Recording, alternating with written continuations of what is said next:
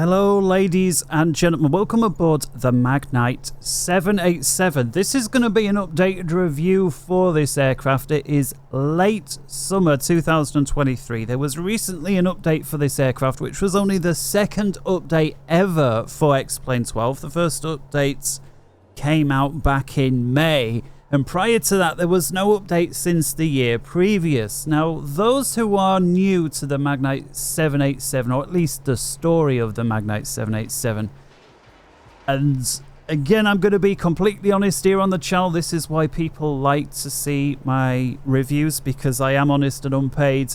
This one was one of the worst, if not the worst aircraft I had ever bought for xPlane 12 now, or xPlane overall, because of course it came out for xPlane 11.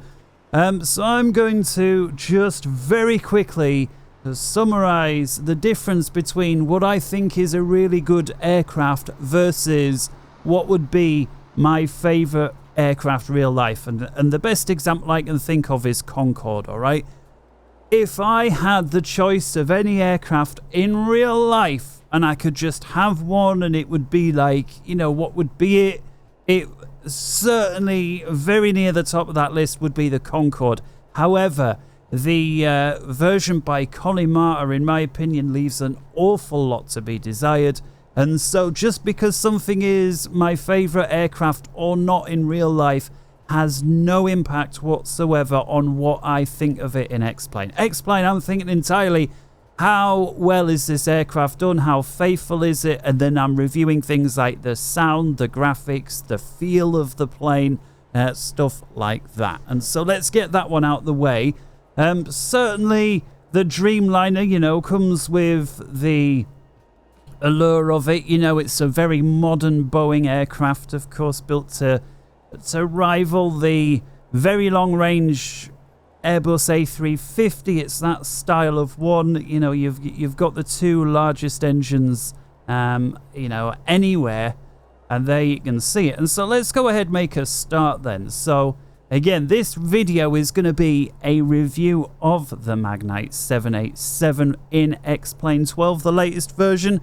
And yeah, if you're just here to hear good things about the aircraft, you may as well stop watching right now, because we're going to include what's not so good. I am going to come up with a flight. We're here on the ground at Newcastle in northern UK. If we come up a little bit, you'll notice, yeah, ortho scenery is on.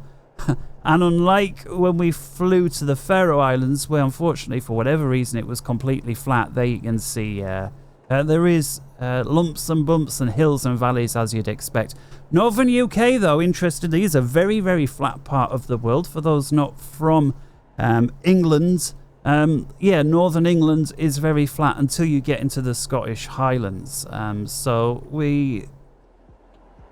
no idea what went wrong with the Faroe Islands the other day, but that's not part of this video. Okay, and so what we're going to do is plan our route together from Newcastle down to Stansted, which is near London. It's not a very long flight, and the reason I want to do this with you is just so that we're all on the same page and we know exactly what's happening. And so let's jump over then and make our plan here real quickly. So I'm just going to come over to flight planning.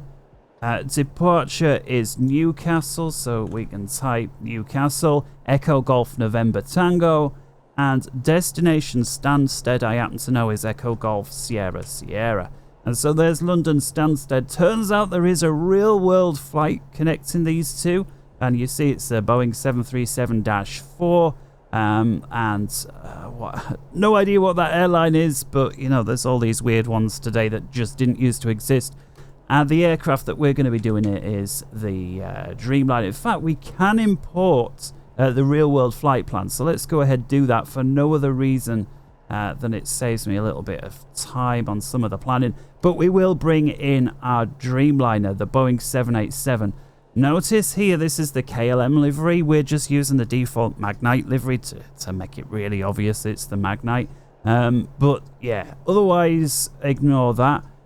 Flight number, we'll use the... Oh no, you know what? Let's go ahead with my numbering scheme, which I've done. And so at this moment in time, we've got 192 subscribers. So call sign Let's just make this entirely. We'll just call it the Mag for Magknight 192. Flight number, same again, Mag 192. Okay, so departure time 12:59. That's about half an hour away. So I'm just going to wind that forward a bit to 20 minutes. We'll see. We'll operate as pounds. That's fine. I like the old Imperial. And we'll leave everything else to basically autocomplete. So let's hit generate the plan. And this is going to knock together our routing for today. And then as soon as it's on, I shan't bother putting the overlays on today. You know, we know it's quite a short flight. I do see the use of putting overlays on for medium and longer flights, but there, hopefully you can see the flight plan. So for those, you know, unfamiliar with the area, we've got the UK here, which is right through, you know, when you've got the longitude and it's like, you know, west towards the Americas, east towards, you know, the rest of Europe and Russia. UK is 0, which is also why we have Zulu time or GMT time.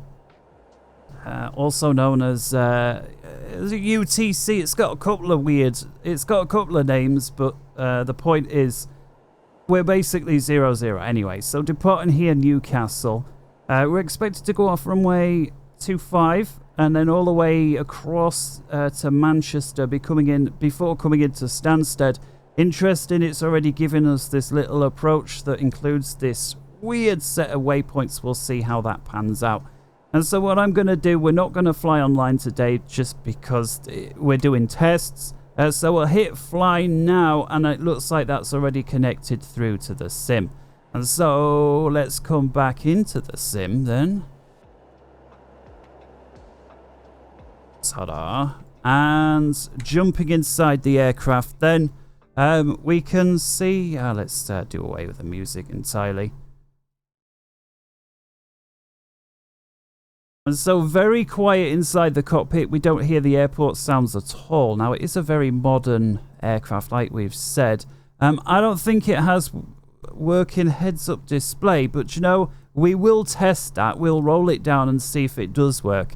The only aircraft I've known with a working heads-up display is the free one, the Zebo 737, so we'll see.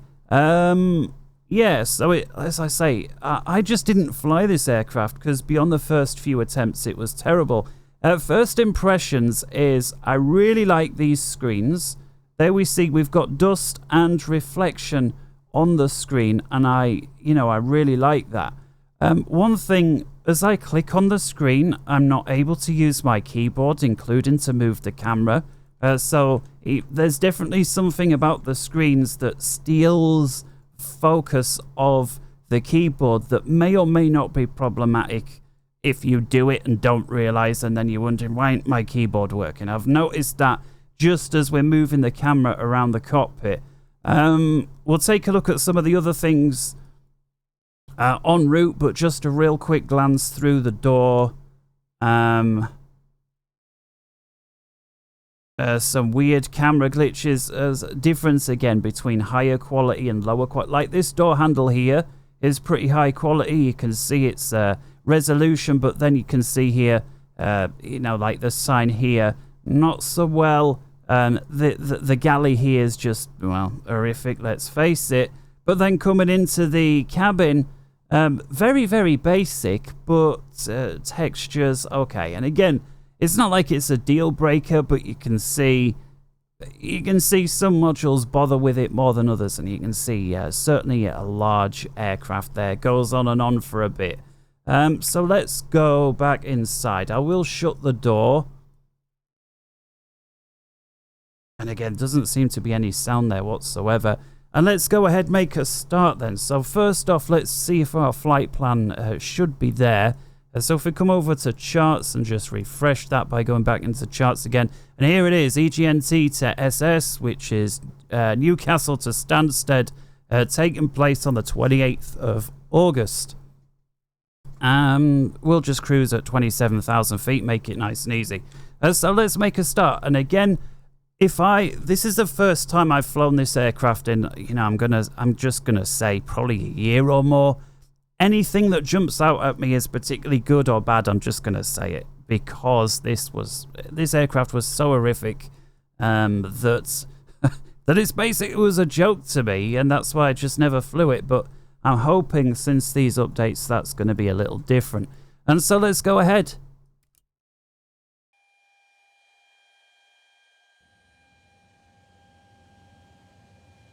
I've noticed there that the clicks are quite quiet compared to some of the other aircraft. I've got the volume turned on full. Okay, when I speak, it slightly reduces the game volume. Do you know what? I'm just, for this video, just because it seems quiet, I'm going to turn that effect off. And so, as I speak, it is no longer going to reduce the volume of the game sound. Okay, there we go. So for this video only, I've disabled it. And so if it's loud, I'm just going to have to shout or move the slider. In any case, the battery's on. And, you know, this is always, I say always, on aircraft, this is next to there's usually like the standby power or the emergency power or something akin to that. Here it's the APU, so we'll leave that. We've got the IRSs here, which look very straightforward. Only 2 of them, which is interesting on an aircraft this size. And again, this is in no way a review of the Dreamliner, so if I point something out like that, it's just a passing interest rather than any reflection on the module. So we've got battery power on. And again, I'm going to use my mouse arrows there. So, sorry, my keyboard arrows to move to the side. But watch, when I move the mouse over the screen and then try and press it, no movement. I move the mouse away. That's very... I don't know what to say. I just don't think that's very good. I get it. If you click on the screen and you're having to use the screen, it should steal the focus. That's obvious. But when you just... the mouse just happens to be there, and it's not so good. I wonder, aside from moving the camera, if we're going to end up accidentally typing stuff in. Anyway, let's have a look here then. So power, here we go. And so this is like your little side tablet, I assume, where we can load stuff up. I'd have vague memories of using this.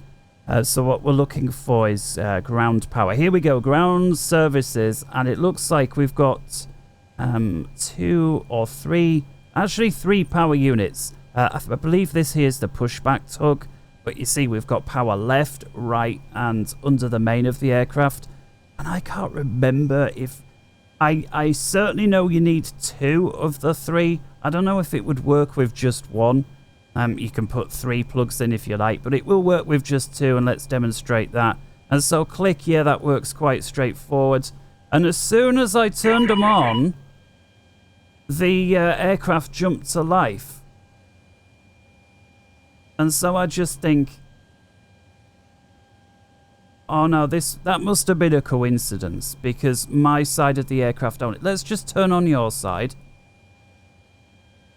Yeah, it seems it was just a coincidence there that as we clicked it, our side turned on. That must be a standby battery thing. So let's clear that out, because I see here emergency power available. We didn't activate it. And so here you see forward, left, right, and the aft external power, which correspond to those 3. So let's unhook your side. And there you see, available, right is now disengaged. So at least that's working. So let's try my side as well as the aft one. In-flight entertainment, we'll turn that on as well as cabin. I can only assume that's like the galley and stuff. Coming over here then, let's get logo and nav on.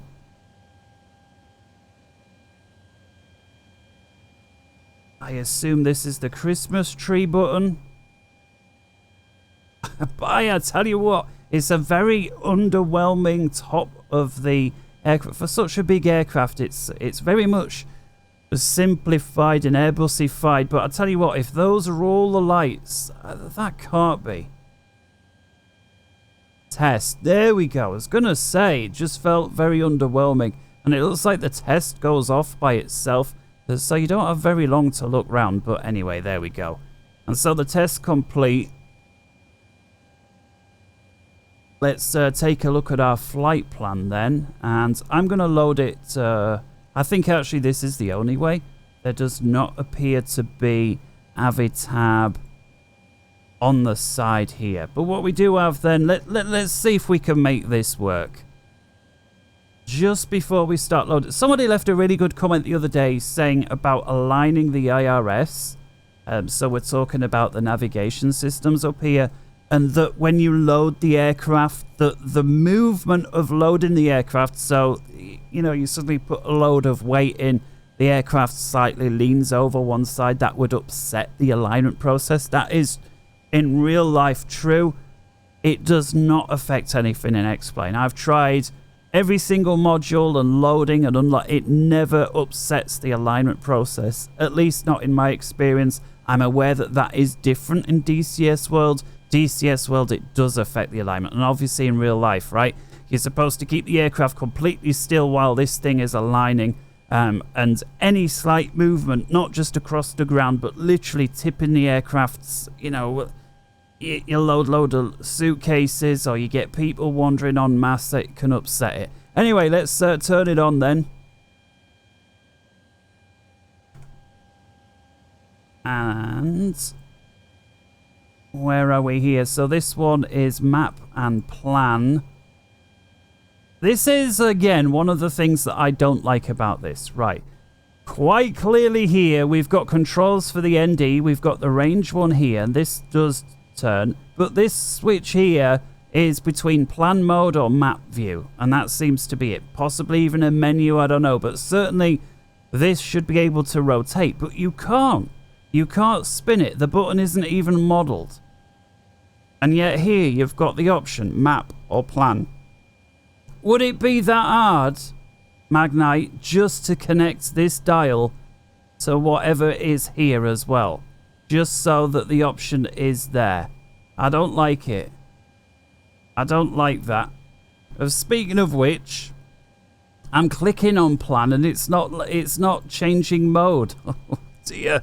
As I said, guys, you get the truth here, good, bad, or ugly. Menu page, at least that's working. And yeah, so just move the mouse. You can see where the mouse pointer is, you know, with this little cursor thing. I like that. It does make it obvious. It would also be nice just to have some little, very subtle way of letting us know that the mouse is on this screen here, versus say this screen here, versus say no screen. And again, for the reasons of it steals my keyboard. You know, as soon as I move the mouse over there and press the keyboard, it just stops working. Okay, so for whatever reason, can't seem to plan there, but we do have this, just like the Airbus A350, a completely different setup here versus what is typical for the Boeing. So it's the 787-9. Nav data, this should be up to date. So there you see 2023 and 08, which is August. So we are good. I'm not sure exactly. It seems to be like halfway through the month these IRAC cycles come out.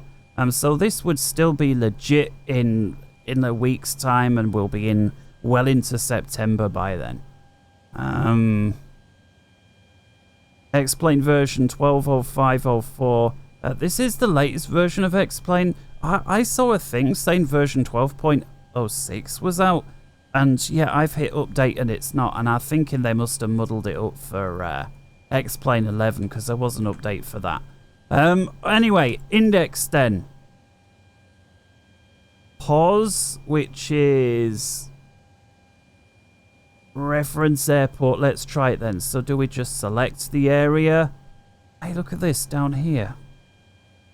I'll tell you what, that speed brake handle's in the way, innit? Somewhat.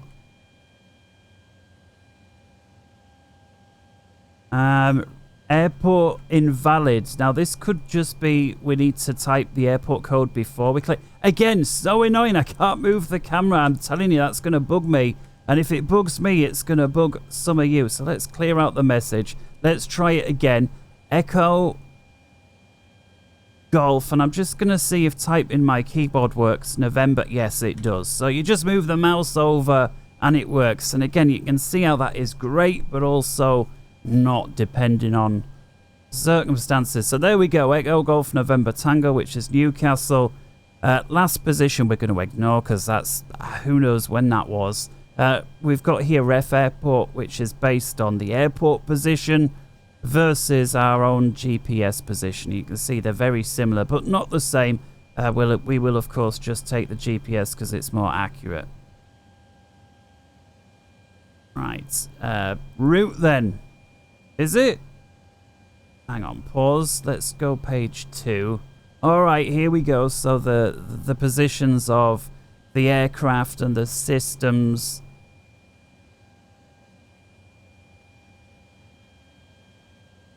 All in agreement. We'll see if I remember to do it. If these are separate, simulated separately, we'll see. And it turns out, yes, there are 3 systems, even though we only had switches for 2. Look, we've got the left, the right, and the center, which is, I don't know why, if there's 3 of them, that we only see switches for 2. And again, this could just be how it is in real life. I don't know. Where are we with the smoking signs? Seatbelt signs. They don't have smoking one on this aircraft, so it's the seatbelt and just the chime. Here's our heads-up display. Oh yeah, look at this. Pull manual and the brightness, and what do you know, the switch doesn't work, which is unfortunate. Panel lighting, that works full blast. Okay. Plan, are we on yet? No.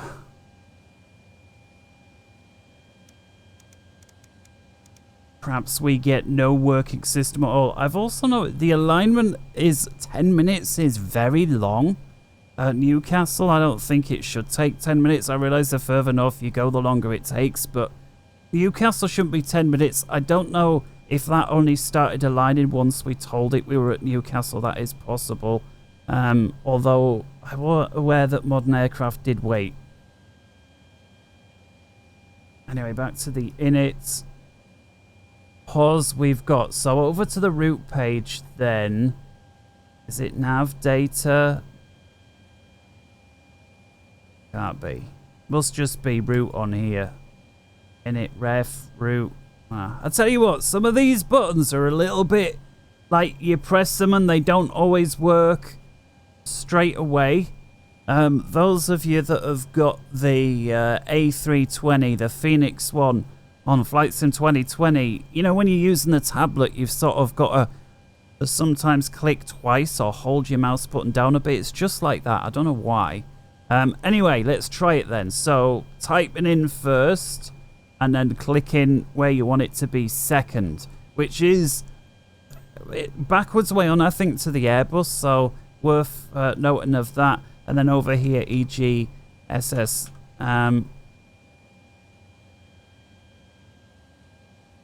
Just before I type that in, I'm just going to see if it will load the route. First off, can we browse routes? Enter file name. Okay, let's try it. And again, if it's going to work, this is the file, the format. Your departure, your arrival, and then a 01. It's just a way that Navigraph /SimBrief spits out the flight plan and put it in there. And that has worked. So Newcastle to Stansted. And if you do the same flight on another day, it doesn't automatically change to 02. It will overwrite and it will still be 01. So that's worked in. And there we see the distance, 240. Hey, look at this. We're going direct to Girly. Girly, speaking of which, it's my girlfriend's birthday today, so I mustn't let this go on for too long. Flight numbers, we've said, based on the subscribers' internet flight, although we are flying as Magknight today, Magknight 192. So, again, mouse in the area, MAG. What about the camera control? Yeah. So this could be really distracting. I use my numpad numbers to just quickly move my camera around. if you've got your mouse over one of these screens, it's going to steal the keyboard, and just like moving the camera, you can't even switch camera, which in the heat of the moment could be distracting, especially if one view, your mouse isn't in the way, you switch views, now the mouse pointer, just by chance of where the new view is, now is in the way, and now you can't change the view again. Anyway, we'll exec that. And let's go legs page first of all. Do we have a working... Why can't I press this?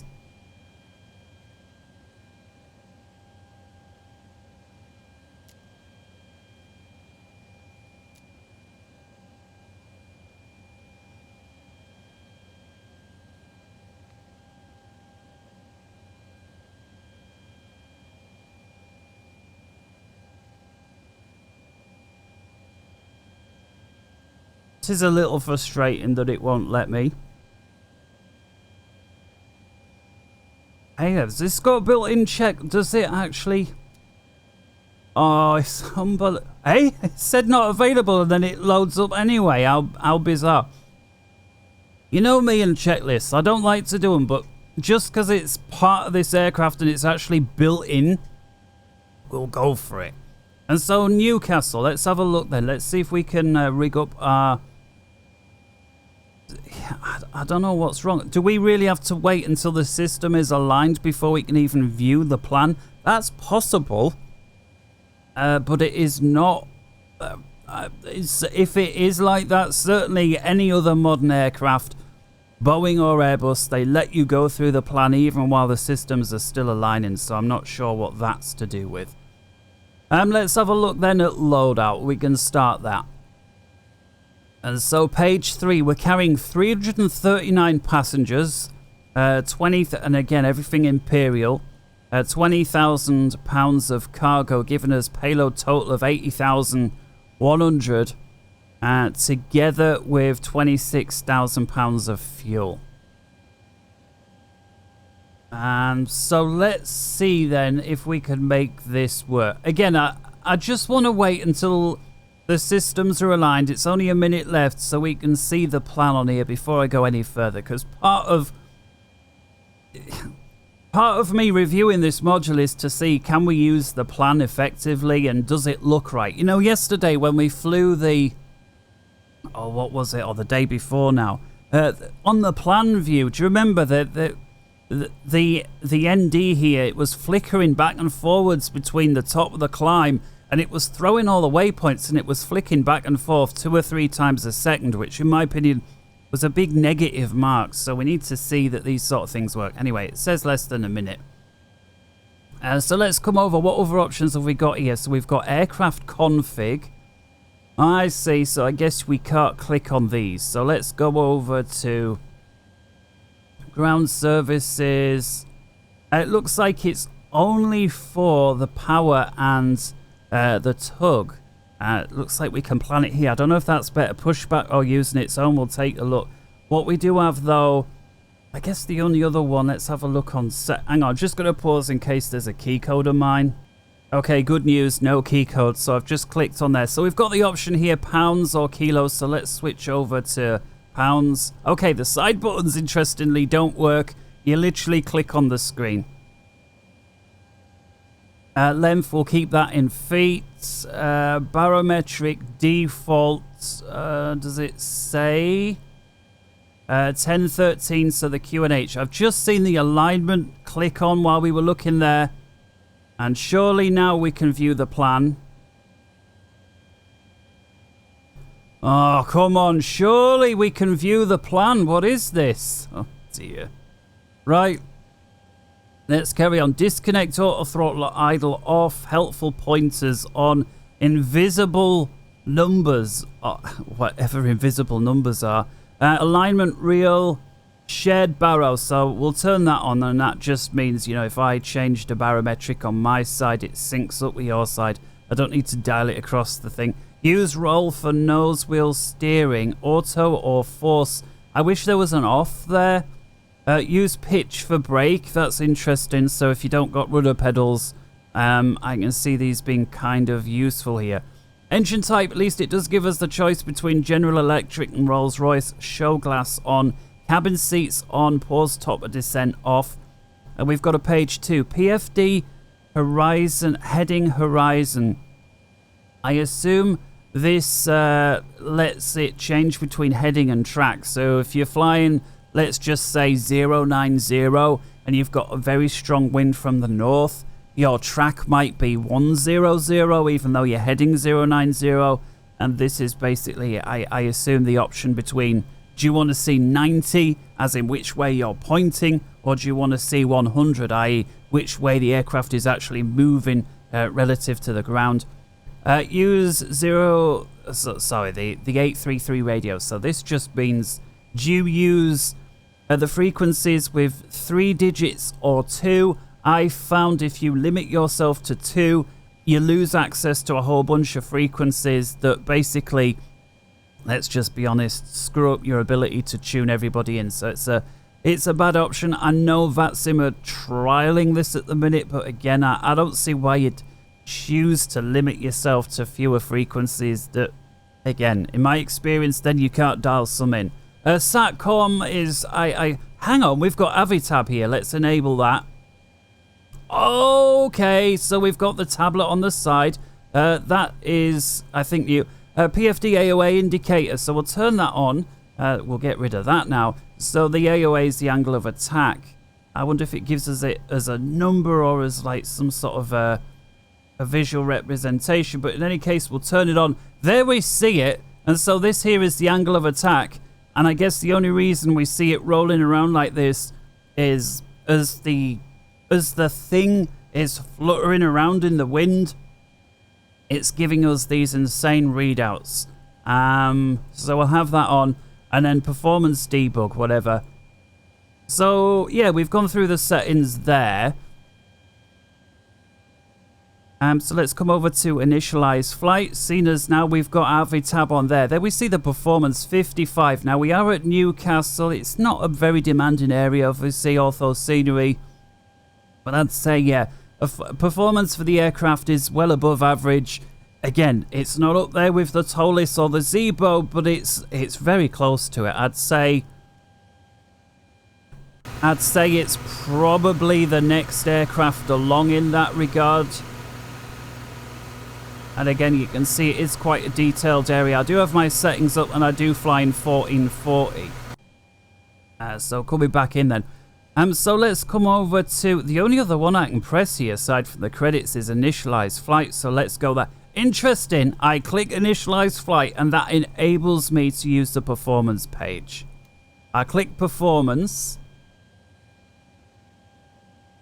Hang on a minute. Why can't I config the aircraft? Ground services.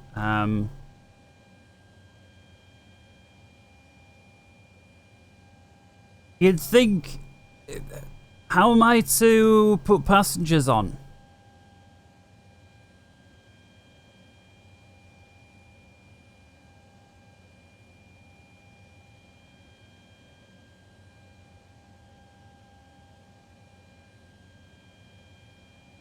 Performance takeoff. Do I just... Surely not. Surely there's a way to put fuel in. Just check it's not on there. No, that's the standard Avitab that's not been modified in any which way.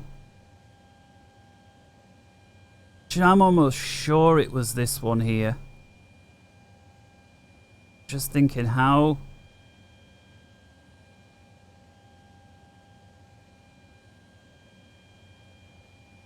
I'll tell you what.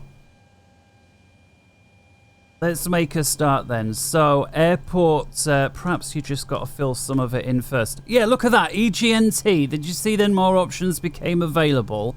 Let's have a look now. Menu. Oh, I still can't come over here, but... And again, the reason I'm showing this, someone say, oh, surely you would have figured this out before making a video. Well... It's part of it, right? If it's not intuitive, and, you know, I can figure my way around 30, 40 aircraft, but then this stumps me at the very beginning, then I ain't going to be the only one. Why is it not letting me do this? Someone say, oh, you need to open the doors. All right, where's the option to open the doors then? If that's what it is. Where's the option? Airport info. I like this page that you get some basic info for Newcastle. Elevation, takeoff run available, landing distance available, all of that stuff.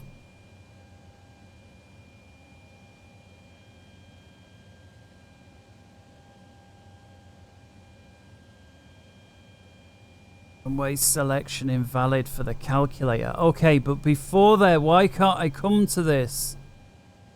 Close flight. Initialize.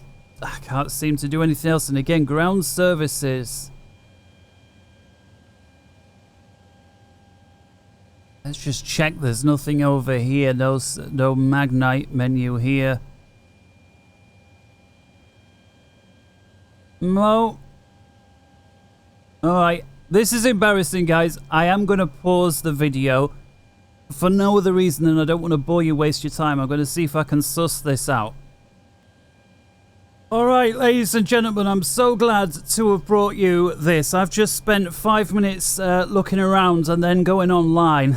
They haven't implemented it. Can you believe it? It's the second update. xPlane 12 has been out as long as it has for months. They haven't implemented it. That's why it's grayed out. So we're going to have to make do with the fuel as is. And so a very, very big black mark for the Magknight 787 there. You cannot load it accordingly. We do have £44,000 of fuel though, which isn't really...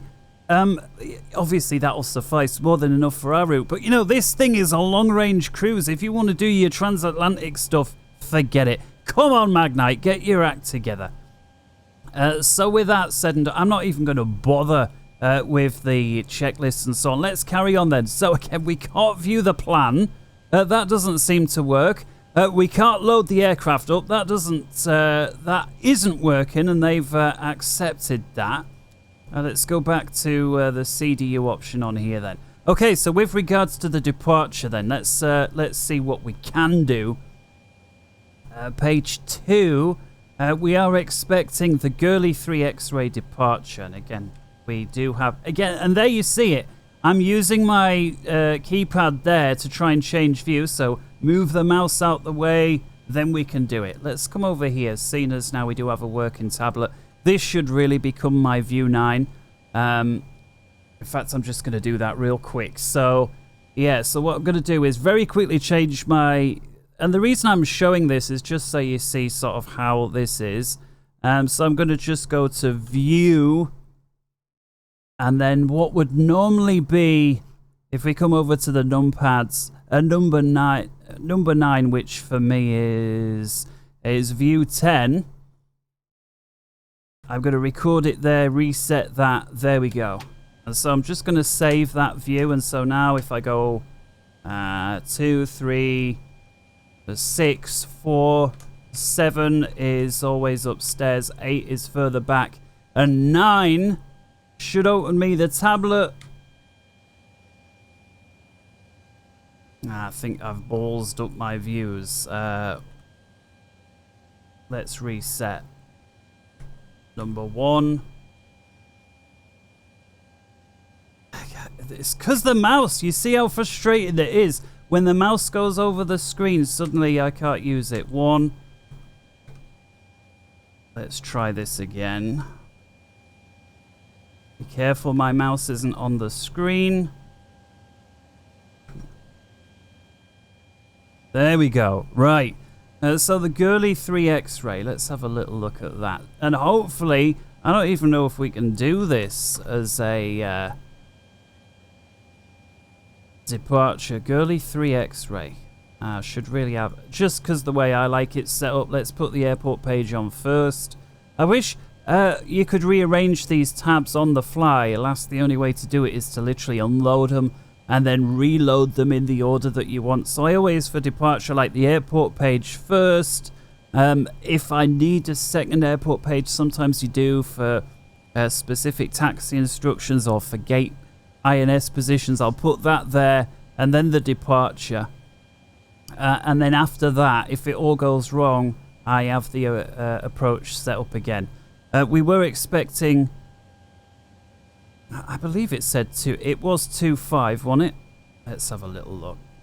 The Girly 3 X-ray, yes it was. So for the approach, in case it all goes wrong, there we go, 2.5. So there is a backtrack. Well, we could go all the way along Delta anyway. So for the departure here, we need to be above all the way up until 8,000. So that's easy. So let's put that in the height window. Yeah, so when it's that, you can't change it. That changes between auto and 1,000. You have to have this to dial the height. I gotta say, man, that's gonna be very fidgety in the heat of the moment. I wish this, right, instead of having two dials so close like this one here that is clearly gonna get in the way of us changing the height, just have it up there as like as it can look the same, but have it like as a clicky thing where it then clicks between auto and 1,000, and just reserve the whole area for dialing the height, because again, in the heat of the moment, that's going to be problematic. Bang, angle or dangle, automatic for the turn. We'll see if that works. Okay, so with regards to the departure then, let's see. Do we have the option here? Depart, arrival, Newcastle, depart. By hell, this has been a long video. 41 minutes and we're only just getting to the departures. Runway 25, as we've said. It filters out the SIDs that aren't suitable. It's the 3 X-ray that we want. No transition. And again, the complete lack of there being a plan is not... I'm not a fan of it. At least we've got a working range now. But again... Is there even a preview on there? Could be that white line. Exec, yes it was. Okay, so the magenta line is the active and the white line there was the preview. So that's active. And flight plan with regards to the arrival at the Yonet. And again, I need to move the mouse so then I can change the view. I'm telling you, this is going to be right laborious. Obviously, if you're just using Track IR exclusive, it won't be a problem, but... Stansted, runway 22 via the Listel 1 Lima. So Listel 1 Lima, Stansted. Let's come over. Depart, arrival at Stansted. So ILS 22, we'll go there. Stars. Scrolling through, there's the Listo 1 Lima, and then there's a couple of transitions, Abbott and Laurel, and I'm not sure which one we would need, so I'm going to have to look real quick. Airport, search, Stansted, arrival, the Listo 1 Lima we said. And that brings us... Yeah, there's that weird movement. There's Laurel. And so... That's where the transition is. Laurel. There we go. And again, not being able to see it on the plan. Big hindrance, but... Exec. We'll be able to see it once we're getting closer and just at the zoom. Right. So depart arrival is in. Let's come back to the init page then.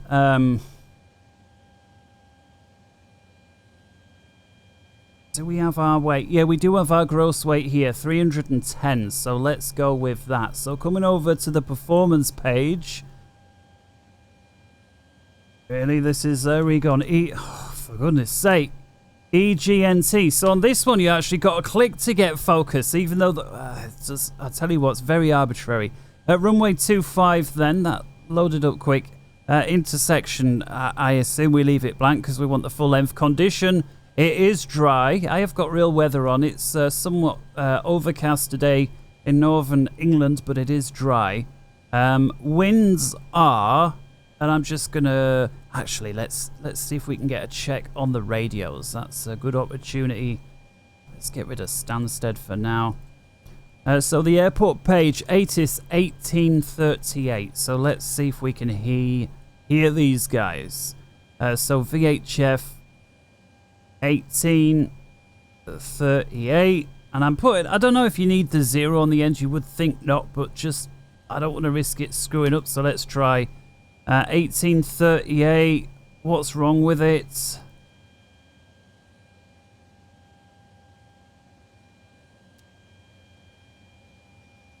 Interesting that it would not accept it, 18380.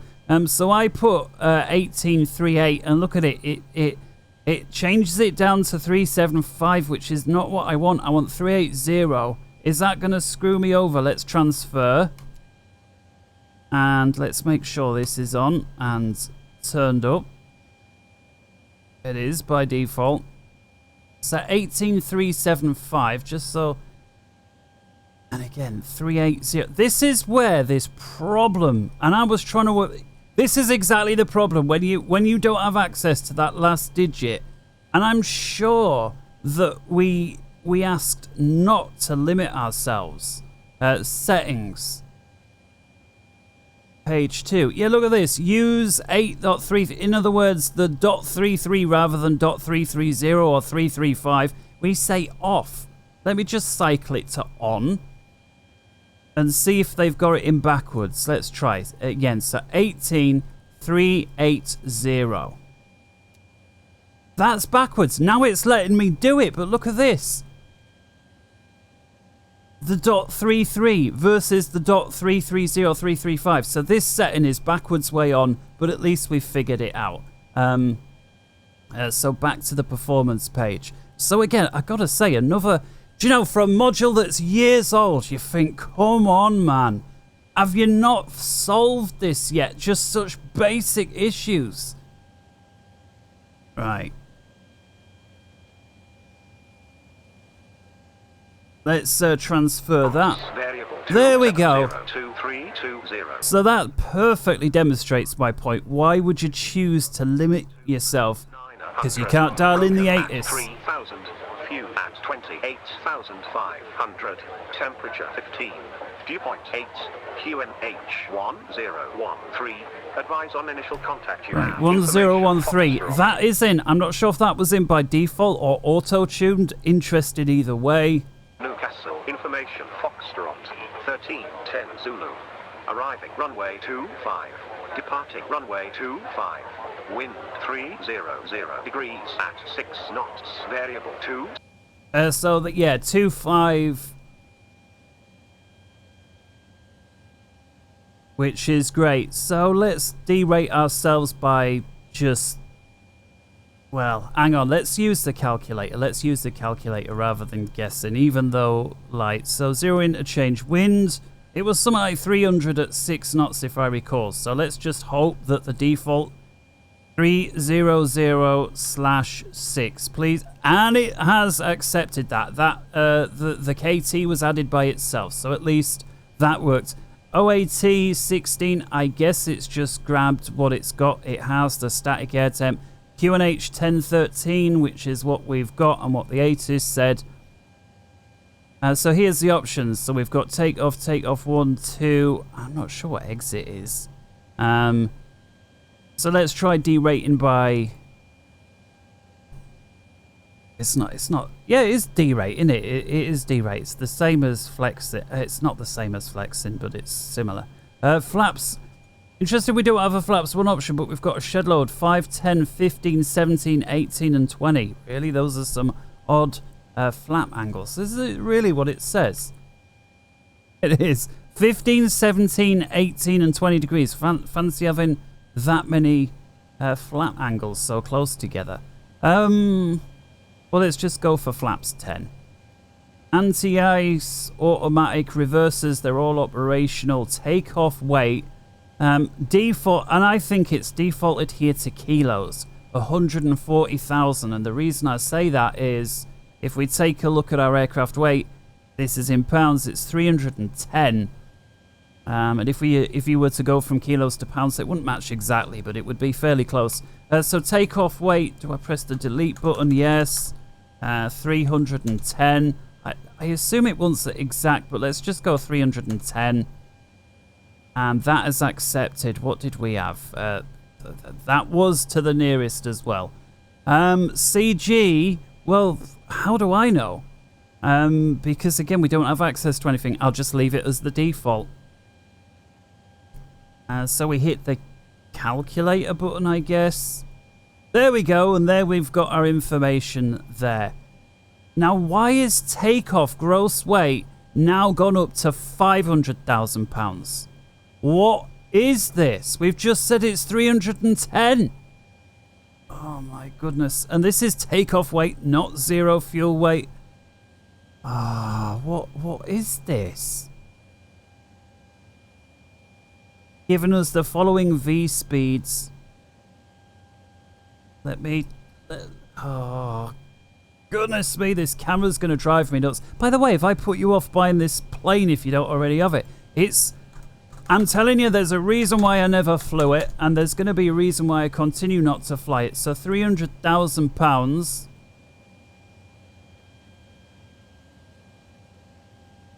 Calculate, and the Takeoff gross is exactly the... What? Does it matter what I type in here? 350, 1, 2, 3. Calculate. It makes no difference. The gross weight, the numbers here changed, but here, what is this? Right. Come on. Can you tell I'm getting a bit pissed off with it? Right. Calculate again. So Takeoff trim. Right, let's have a look. Can we just copy FMC? Oh my goodness, unable to set airport. What do you mean invalid data? EGNT, that is exact. Oh. Right, let's just take a deep breath. Come on.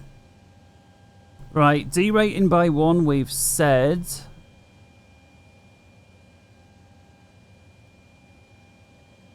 Next page. Init ref. Hey. VNav.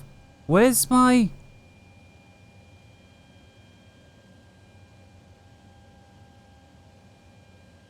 ident? Position, thrust, limit, nav data. That's it. Where's the thrust? That's for Takeoff, but where do I put the speeds in? I'm telling you, if you're expecting a fully functional, just don't. VNav. Page 1, 2. This is so basic-ified.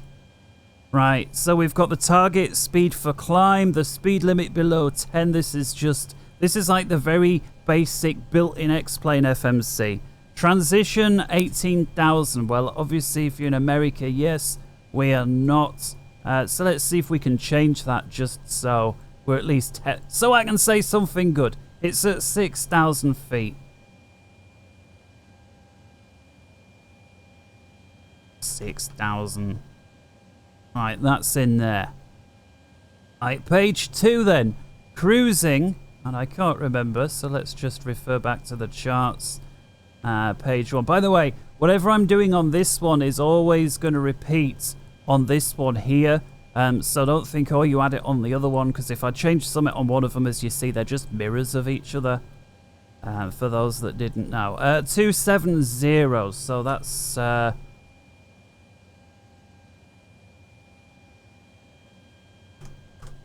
270, that's in flight level 270. Okay, page 3, descent profile, we'll leave that as standard. So that's in. We've got a fix, we'll check that. We've got the legs pages where we sort of verified that. Hold page, we'll give that a go. FMC comms, can we act as like progress page, at least that's working. Nav radios, here we go, so we can tune at least the radios through this. Is there anything on there that's automatic per se?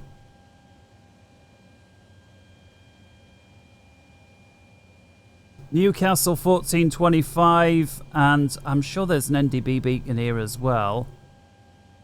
Yeah, Newcastle 352. So 1425, 352, and an ILS of 1150. And it's, at least as of now, tuned none of them. So let's just go for it. So I assume we just put in the code. The frequency. Yeah, so there's the ILS. Can we put a /246? Yes, at least that works. ADF then 352. We'll put that. What? The ADF. What does this say? Invalid ADF. The ADF entered is not valid. Valid formats are summit.x or xx.xxx or xxx. What, for an ADF as well? Right, okay. 352.0 then. Right, that's accepted. Very strange way of typing in the frequencies, but whatever. They're dialed in on both sides. And the ADFs, look at them, they're both alive. They're both pointing towards the beacon. So at least they are working. And finally the VOR. 1114.25. And seeing as there isn't... I don't know, is there anything else for departure that we can use? Anything that's... Now it's jumping out. So... I'll tell you what. Let's go to the maps page, and as part of the test, we'll grab a frequency from further down. So again, here's Newcastle. Further down, Leeds, Bradford, that's just a VO1. I'll tell you what, we're going over Manchester. That's a suitable one to tune. 1355. We'll go back to the airports page here. 1355. And then we've got the course, last but not least.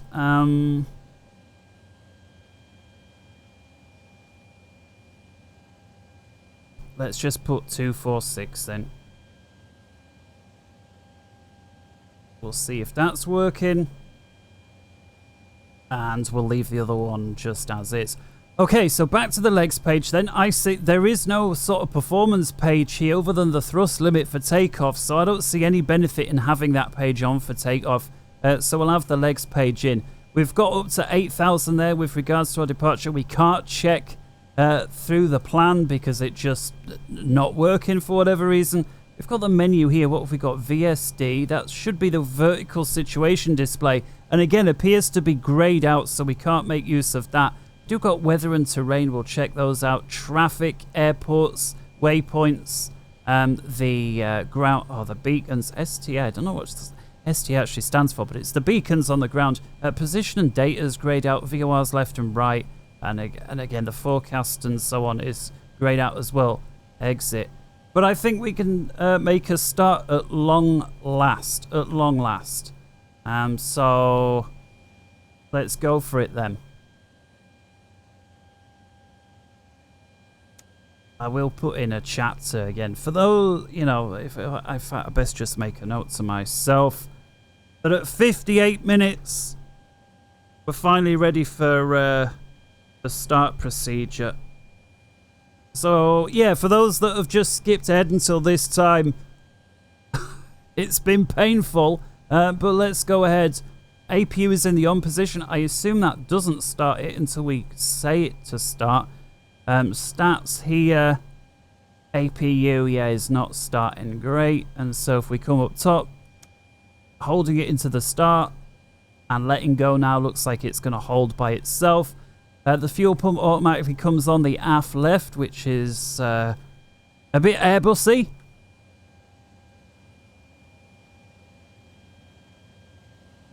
And there we see APU is cranking. EGT beginning to stabilize. Let's come outside. APU sounds, and again, these are the APUs, or the external power units, should I say, that belong to Magknight. So the sounds are theirs, and the fact that they drain out the sound of the APU, you know, that's them. Look at the blur effect. Yeah, the volumes, again, I just find the volumes overall a bit off. I assume that is there, the APU door, And so the APU is literally right in the tail, like right in the tail on this one. Right, coming inside. And APU RPM 100, EGT is stable. So if we come over to the electric panel, and there we see APU gen is green. I assume that means it's already stuck on the bus. Let's have a look. APU gen, yeah, looks like, I don't know if they were on or automatic, but basically we loaded the aircraft cold and dark. I didn't press anything and it's just automatically gone on. There was no click, there was no sound as it clicked over. I guess we were outside, so we're not necessary to know. Let's disconnect ground power then. Yeah, no obvious clicking. We'll put all the fuel pumps on. The seatbelt signs on, and I'm not sure, you know, anti-ice usually wouldn't turn it on unless you needed it. I'm aware it's automatic here. I guess that can wait until the engines are on. Window heat. So we've got primary and backup. I've never known a backup window heat before, but let's just turn the window heats on. And so, yeah, let's go top to bottom now, left to right. Yeah, we don't need that. Top to bottom there, that all looks good. Hydraulics, we'll turn these all on to automatic now.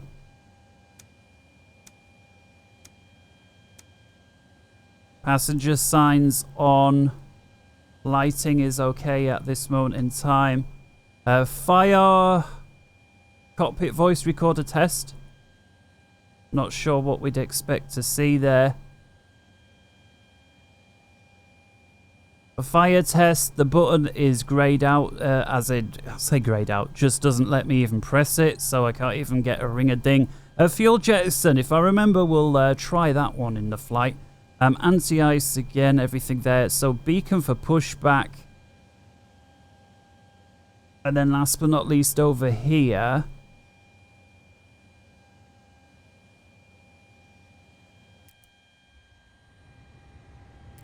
Packs are on. Where's the APU bleed switch? It sounds like it's clearly working anyway because we just heard the packs come on. Let's cool it down a bit. Equipment cooling automatic. I think actually those should have been sort of kind of priorities when we first started turning the aircraft on, should I say. Cargo temp, we'll just drop that down. We'll see if this is even simulated, because, you know, it's usually the first things that get negged on. If not, I realize it makes no difference whatsoever, but let's just try. So here's the air. Well, at least on the screen it's showing the right things. We've got the packs here. Air distribution. Does it show where it's coming from? L1 and R1. Cabin air compressor. Well, it can only be coming from the APU. Let's have a look. Where else? Electrics. That's APU's on it. So forward left. Let's get rid of... well, these are unplugged. We can see there's no green connection between here, the forward left ground, and the aft external. So let's come to menu page. Ground services. There we go. And now they've gone over to white, so they're not available. We can see here the engines are not running. But I'm just wondering, the generators here, this is all the electrics. We see the engines are not on, so they're not providing.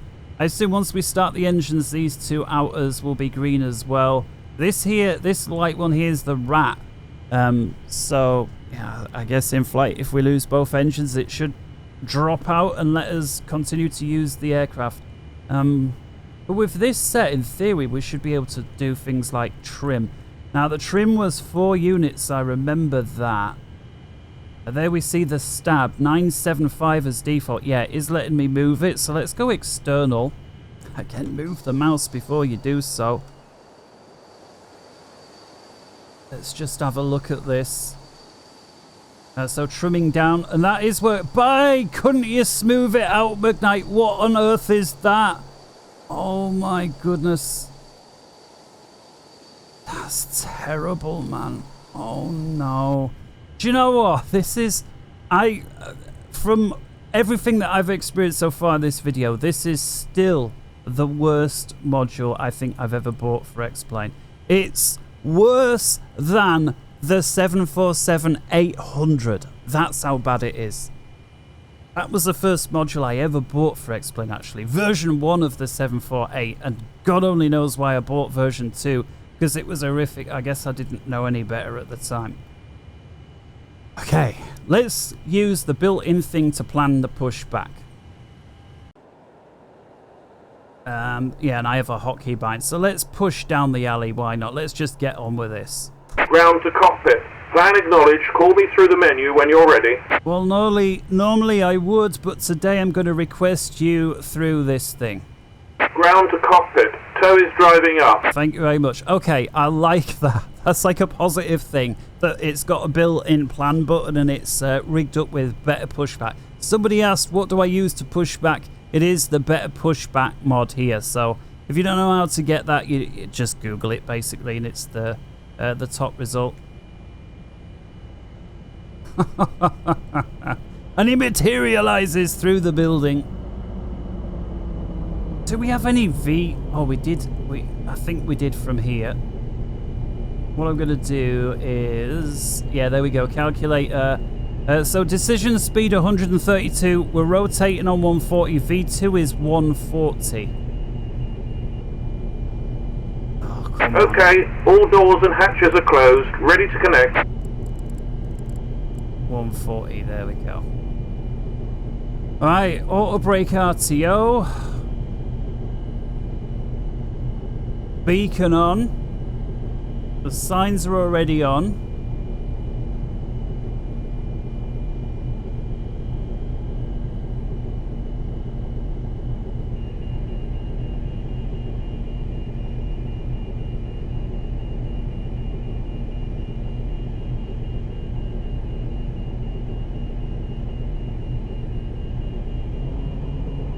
Coming up to push back and start. Oh yeah, one other thing. Information gone. 13:30. So connected and bypass pin inserted. Release parking brake. Yeah, we'll do in a sec. It was compatible, I noticed, with the xPlane, you know, the little thing that comes out here. But if you take a look at that, there's a gap of like 1-2 feet. Like, why? What? You know, again, it's a quality control issue. Magknight, the thing's in the right place, but nowhere near close enough to the aircraft. Just get it closer. For those who don't know what I'm on about, if you press Shift G in xPlane 12, you get this thing. You used to need a module for it, but now not. The jetway attachment, so there we go. So yeah. 6 knots. Visibility more than 10 miles. Sky conditions overcast at 3,100. Scattered at 3,000. Let's just detune the ATIS. Alright then. Let's release parking brakes. I'm going to try squeezing my pedals. That should... Yes, it does. Starting pushback, and you may start engines. Okay. I said I was going to do the checklist. Just ignored it, and so I'm sorry about that. But gear... not gear. What am I talking about? Let's first of all see... Yeah, it's not spinning us back out of control. Once in a while that happens with some modules, so it was worth having a look. Where are we then with the engines?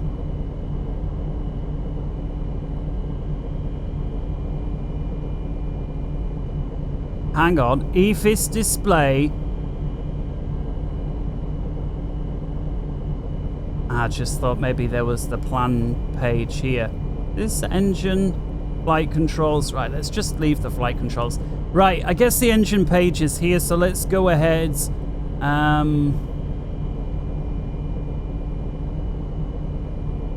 don't know exactly how this is done, but I can't remember. Let's just try setting the right engine to run. Engine left shut down. Wing anti-ice off. Let's put both on to run. And I guess somewhere there is a start. Ah, here we go. Very straightforward start switch. So let's try the right engine. And again, with the fuel already on run as opposed to cut off, I assume it's automatic. We've got auto start. In other words, it's not trying to chuck fuel into an engine that isn't even rotating. Anyway, auto start is on.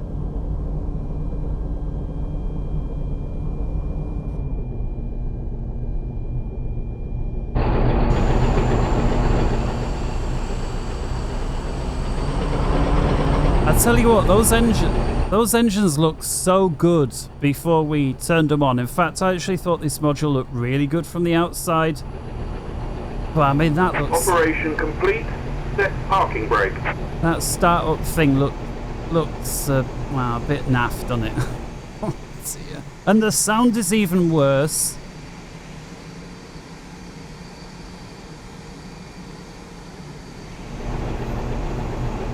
Parking brakes set. Disconnecting tow. Stand by. You don't need to squeeze the pedals to activate this one. In any case, looks like we've got a good start on 2, so let's go ahead. I don't know if you can do a dual engine start on this one, but starting number 1. I'll just keep the camera there so you can see what it looks like. So it is fully automated. You know, you don't need to wait until N2 is at 25 or whatever. Actually, that first bit didn't look too bad, but this bit here, I don't know.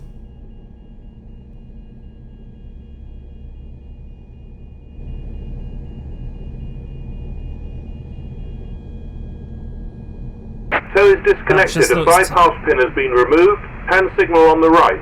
We'll see you next time and have a safe flight. It's too dark somehow in there. I don't know how else to describe it. I mean, I wouldn't know how to make a better animated engine, but you know, when we see it done right, it looks really good. That is, I don't know how else to say it other than terrible.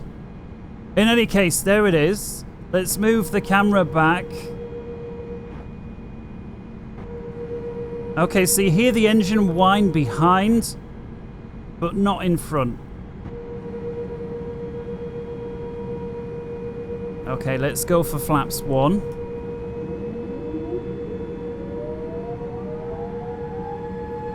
I tell you what, that is a really cool flap sound.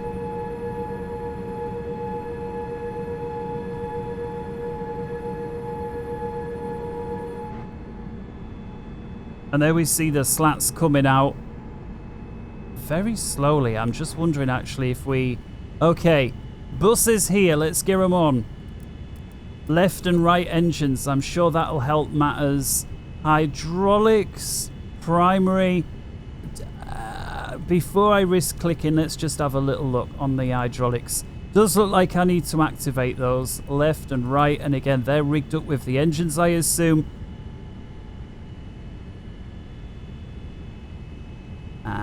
The main valve still isolated them even though we turned them on. Perhaps it is fully automated. Alright, anti-ice then, let's go auto.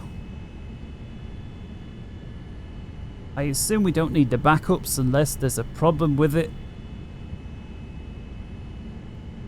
And let's come to the flight controls check then. I'm sure we was going for a flaps. Yeah, so you can't choose flap 1 for departure on this, but we said flaps 10. So let's move over to 10. Let's just get the camera back here. I like that whining sound, and turns out it's not the flaps at all, although that's what initially triggered it. It's just the engine sound, it would seem.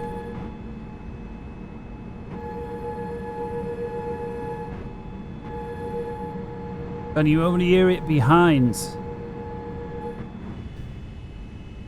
Alright, flight control check. Let's start on the inside. So pushing forward. Interesting that the elevator doesn't even go all the way. Look at that. It only goes part of the way, even though I was pushing the stick all the way forwards. Aft, very slow as well, movement.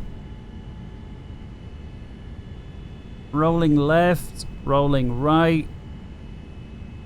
Does the tiller thing move? Yes. And what about the pedals? Very responsive rudder. The indicator flies well beyond the boundaries. Oh, so the elevator don't go enough and the rudder goes well beyond. I mean, that just sums up my experience with this thing so far. I mean, I wasted my money on this so you don't have to. And I guess I've got to say, for sort of legal reasons, let me just say, all of this is my opinion, and I could just be some random internet guy that don't have a clue about anything talking twaddle. So there's the elevator, there's the rudder. Gotta say, externally it looks great. There is... Right, I've got the right boot. I'm gonna very quickly now just press left pedal. 3, 2, 1 now. Now you see that took like, I would say, more than a second to get from one side into the other. Let me tell you, if you've got a crosswind and you have to wait over a second for the rudder to respond to what you're asking it to do, this is going to be very difficult to keep straight on the runway. Let's have a look out at the wing view. Rolling left, rolling right. Right, I'm fully to the left. 3, 2, 1. Again, it's like a second and a half for the flight controls to respond. If that doesn't speed up a little bit when we're in the air, this is going to be very difficult to fly in turbulence. But in any case, flight control checks complete. Let's come up top then and turn off. Taxi light is on. Parking brake, just going to squeeze. Let's see if we get the roll manually. By the way, anything over here? Transponder.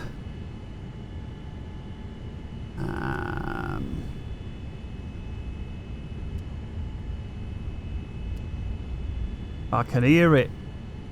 We'll just stand on the pedals.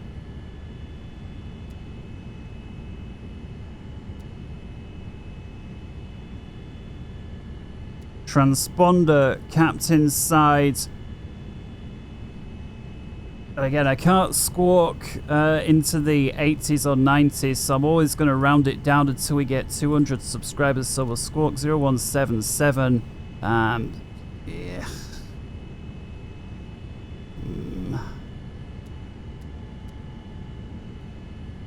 Here we go. Out reporting off. Great. Okay. Release the brakes. And again, this is just idle thrust, no power whatsoever.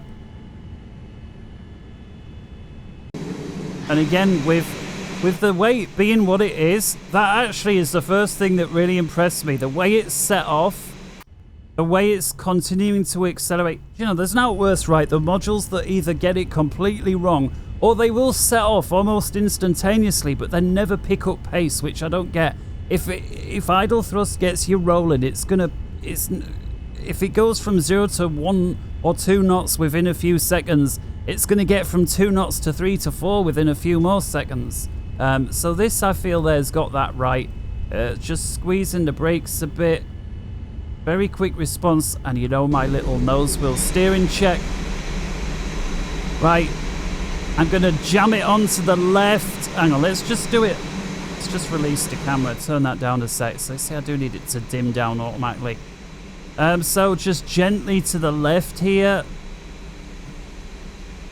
Squeeze the brakes. And I'm just going to jam it to the right. 3, 2, 1 now. Bang. Oh, I like it. It moves slowly the way you'd expect. Come on, guys. Let's give them 10 points for that, because a lot of module makers don't do it.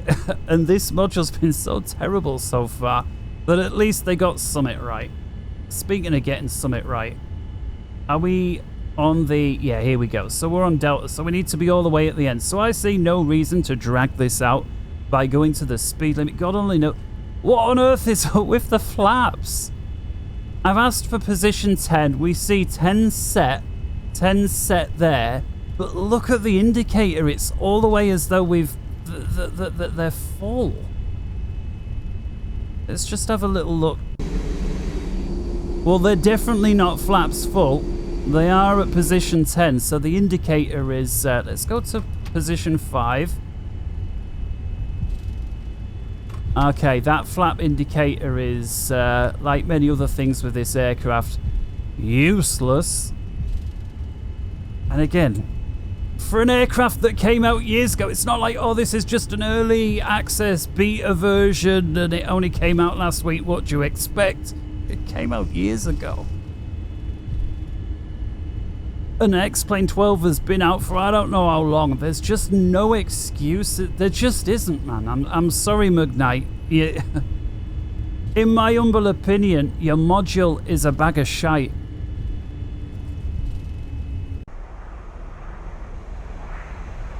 My opinion.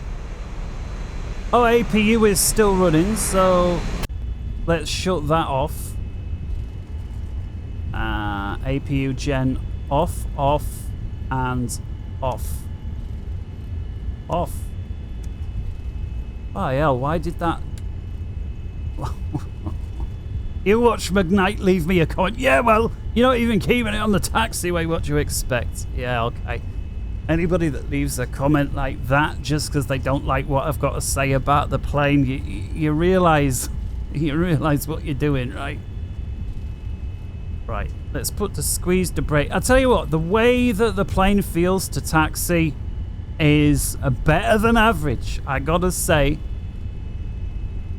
Let's take it the long way home. It's taking the long way home.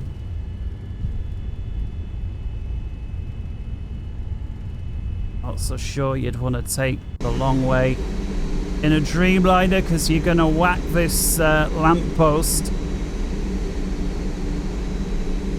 But Magknight has got titanium reinforced wings that slice right through such objects. Let's just be full honest here. That would happen in any aircraft. Right, so runway heading is in. We've got V2 speed in, so let's start with the flight director. My side, your side. We'll arm the auto throttle. Don't know why your side, my side. First, we'll put all the lights on. Mouse wheel to control alike. Strobes on, wing light on.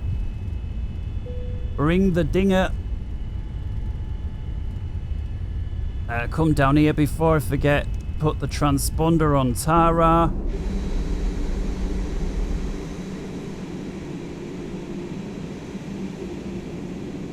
And yeah, look, that APU door has shut and folded away, which is, you know, what you want, right? By the way, I know I've given this plane a lot of stick, and rightfully so. But, you know, livery aside, because obviously you can download any livery you want. In terms of what does she look like, she looks pretty good, don't she? Let's face it, she looked good. Let's put a screenshot there. A screenshot. Okay then, sounds back to full. Ladies and gentlemen, 1 hour 22, we got takeoff.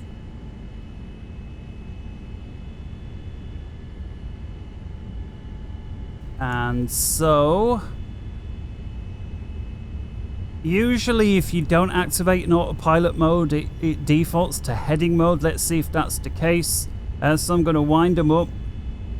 Auto brake is RTO.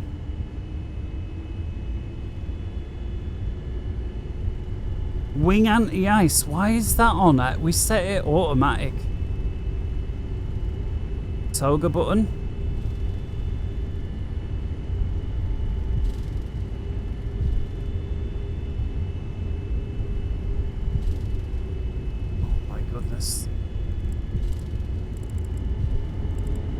I'm just going to manually push it up. Takeoff 1, there we go. We've got it in the thing. 93.5 N1. Why they take a while to wind up. What are they doing? Oh my goodness, what is it doing? Disconnect the auto throttle.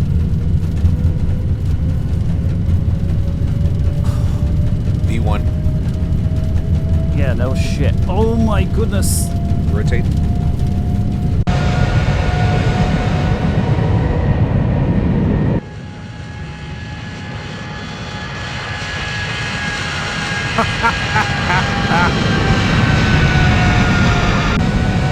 Right, let's raise the gear.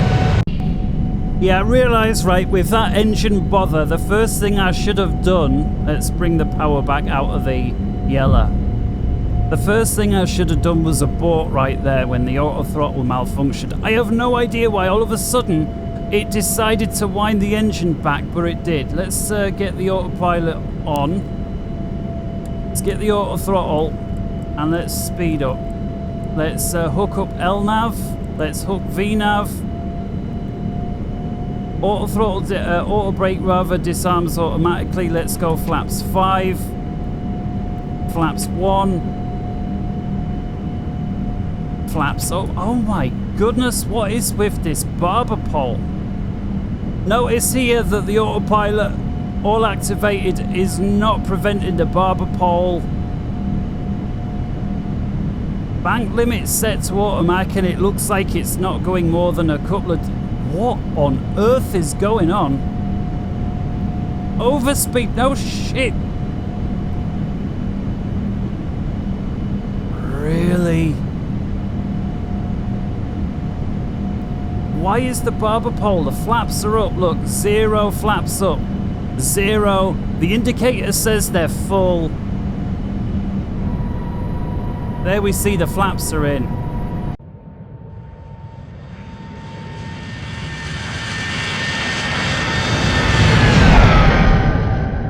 Gotta say, the external flyby looks amazing. It sounds really good. I mean, sometimes you just wish, you know, whoever's responsible for the way that the flight model looks from the outside, if they worked with, and the sounds, if they worked with some of those that can't get it together, but whoever's responsible for the systems inside, I mean, oh my goodness, I don't think you could do it any worse if you tried.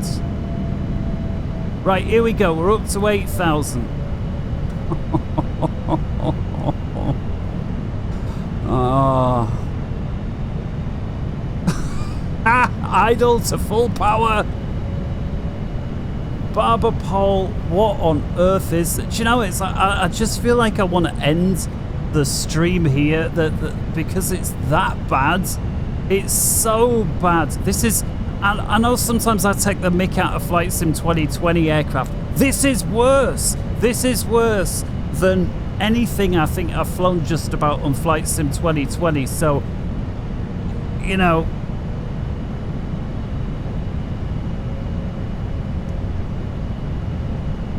Hang on, let me just...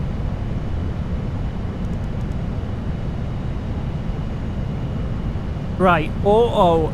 I think has just limited us to 5 degrees. So I think auto isn't auto at all. It's just 5 degrees. Max angle. Okay, I do like this. Changing the angle of bank changes the flight plan accordingly to basically comply with what you've dialed in here. I like that. So let's give them that. Right, we've got this overspeed warning because... Oh, goodness knows. Right, let's continue up to cruise then. Let's go to 20 to begin with. Does it start climbing immediately? No, but we've got flight level change. That should do it. Engines spool up. Now, why would it go to takeoff 1? What? Init ref thrust. Why would it? Where's the auto? Why is it got takeoff? This is terrible. It should be on climb, and I don't even have a climb option. I've got cruise or continuous. I guess continuous is where it's got to be, and it's not even responding to... Never mind. Never mind. Let's push the range out. So destination 160 miles, thank goodness. What will we move the mouse so you can change the view? 27,000. So let's just assume ATC is cleared us all the way up. There we go. We are through 10,000, so let's speed up to... Oh my goodness, man. Oh, not that much. Very weird is this. I mean, look at that. watch what happens when I click. See how it starts spinning, but then waits until the speed starts to change. Can you tell? I'm not too fond on this one. Right, landing lights off because we're through 10. Let's just reset my view. Turn off lights, taxi light off, strobe stays on, beacon, nav, logo, wing light can disappear, logo can disappear. Free the cabin crew. Oh my goodness! Ah, look at the barber pole! It's gone from overspeed to we're going to stall at 305. Oh dear, man.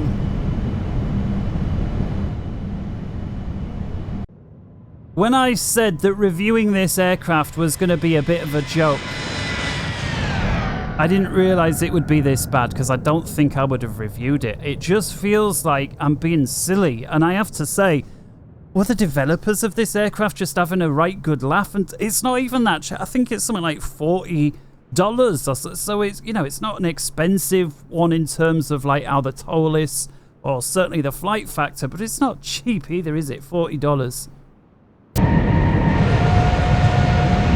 At least Ortho Scenery's doing its thing very nicely down there.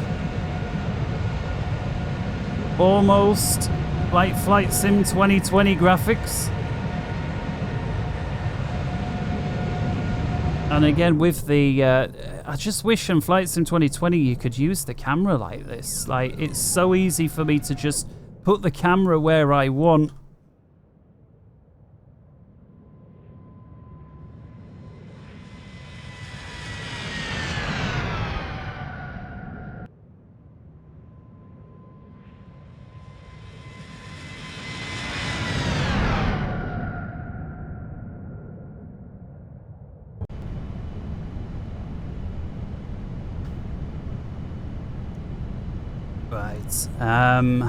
Can we, is that like a permanent warning there to basically say you've gone too fast? Is there any way to clear? Hang on, clear. There we go, we can clear it out. And the recall is going to recall that we've overspeeded it. I assume it's this glitch with the flaps, and it thought basically that the overspeed, I'm assuming, is to do with the flaps, not with regards to a procedure, you know, airport wise. Like, you know, you were supposed to fly no faster than, you know, whatever it was. Let's have a little look. Basically, there's no speed restriction apart from the 250 below 10. As far as I'm aware, we didn't bust that anyway. So it must be an overspeed with regards to the flaps. And again, it's just because this indicator says we've got flaps full when clearly the lever's up, that we see 0 there, and the external view, same again. What about the config display here?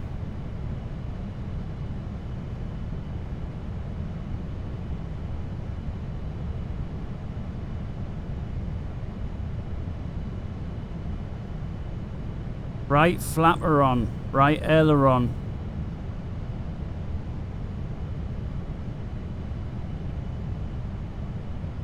See their rudder doing its thing to try and keep it level. There seems to be some very mild lumps and bumps. So it climbing very nicely at 300 knots, 1700 feet. Gotta say, in terms of how it feels, performance-wise, like it should. It feels, you know, there's not a ridiculous amount of power, but at the same time, you know, there shouldn't be, right? And that's probably one of the biggest all-time criticisms of Flight Sim 2020. They've got a cartoon. A lot of them have a cartoonish amount of power. I realize some of the better ones, like the PMDG and again the Phoenix, they've toned it down. They probably had to deliberately say the aircraft is less powerful than it really is to get Flight Sim to behave right. I remember if you go into the FMC settings in the the McDo settings in the Flight Sim 2020 A320 by Phoenix, there's literally a page, I've forgotten what it's called now, but it's basically to try and make it something like simulator workarounds. And if you go in it, there's all these settings that basically, let's just use the word cheat, that try to cheat the aircraft to behave more realistically by telling the simulator something like, for example, limits how much you can change the engines by in a way that, again, it fakes it to get around the limitations in flight sim, which I think is a really good idea.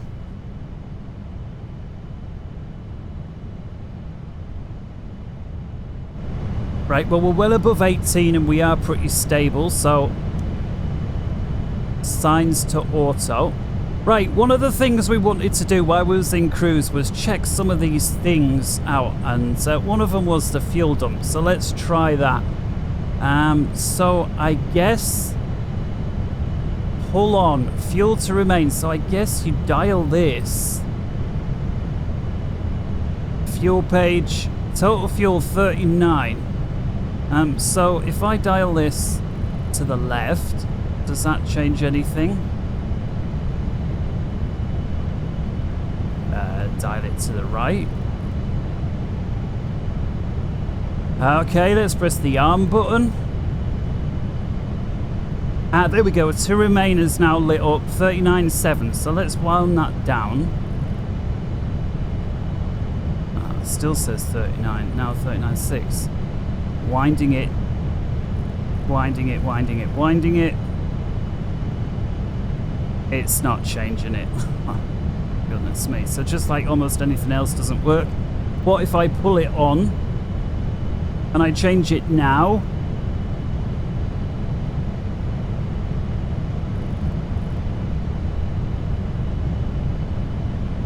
It will let me change it now. Okay, let's go to £20,900. We've currently got 39.5. Okay, great. And I assume the nozzles are basically ready to go. We just need to... So let's get the crossfeed on.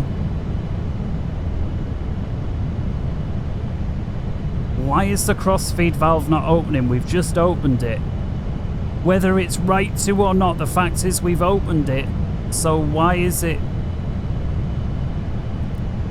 Strange. Right, let's open this. They've got covers, which you'd expect. Start dumping out the left side.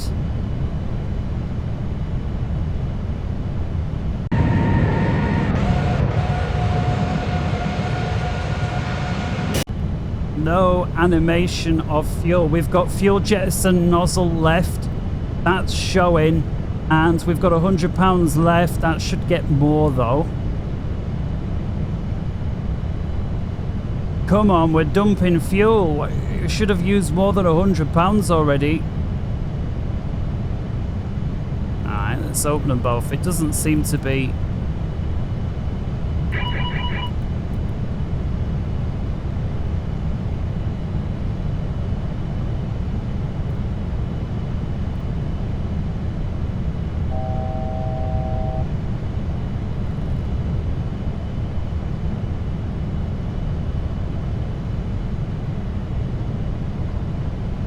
not dumping, is it? Despite having a page that's like half done, there is no fuel dumpage taking place. We've got the cautions here to show that we're doing something with fuel, but the fact these valve lights aren't going off is a bit of a concern to me as well. But as you see there, we've got them all on. So something else not so good. Right, because we are in cruise, let's ease off the angular dangle to like 10.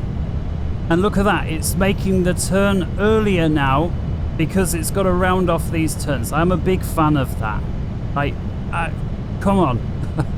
Again, I give it so much stick. If they get something right, let's say so. Let's reduce this to auto, which just seems... Forget auto, it's 5 degrees. And again, it's smoothed out these turns even more. And at this speed... I mean, look at that. We're gonna sling way off. By the way, what is the max speed? I guess the barber pole's recovered. Hey, has it finally? The flaps have finally retracted. Okay, let's set up the speed. 320. Oh, we do have a barber pole. It is in the right place. Like, what is that all about? Why is it suddenly decided to work?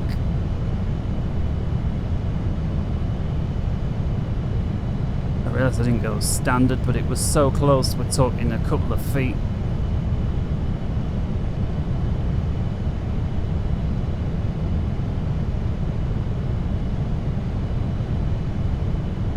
It's increased because 5 degrees just don't seem to be cutting it. 10 degrees is going to make a bit of a difference. Does it say how far we're off track here?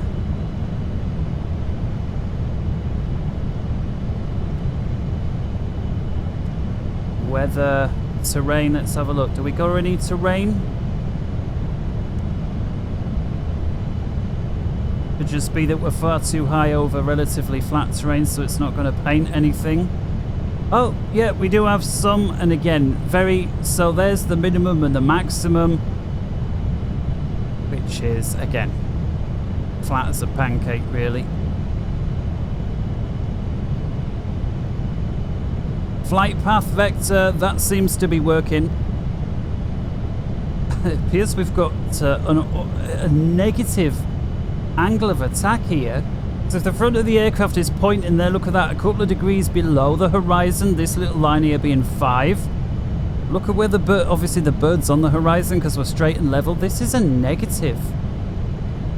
And again, somebody could say, oh, well, didn't you know that's what it is in real life? Well, no, I didn't. I didn't know the aircraft points slightly downhill when it's cruising level. I didn't. If that's indeed correct. Now you can perhaps see it best of all. Very noticeable that it's pointing down.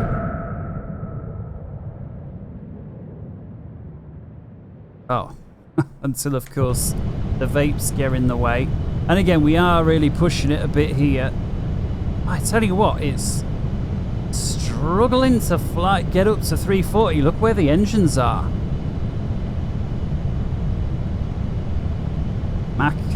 So yeah, 83. And again, I don't know if that is normal or not, but you know, any other airliner that I've flown finds it much easier to, you know, very easy to overspeed it, certainly at 27,000.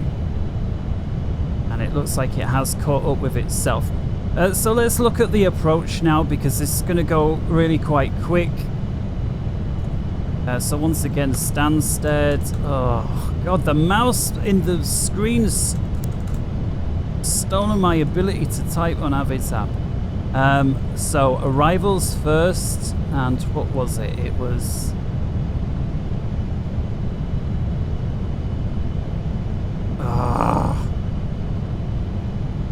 I've got a look on here. Charts. I was hoping to avoid it. It's the Listle 1 Lima into 22. Airport, Listle 1 Lima. There we are already coming into Listo there. Approach, ILS 22.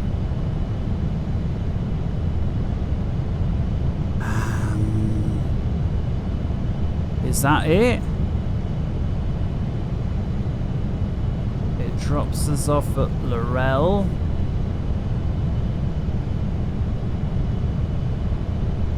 Arrival. Initial approach from Laurel. There we go. So let's get rid of that and then re-establish it.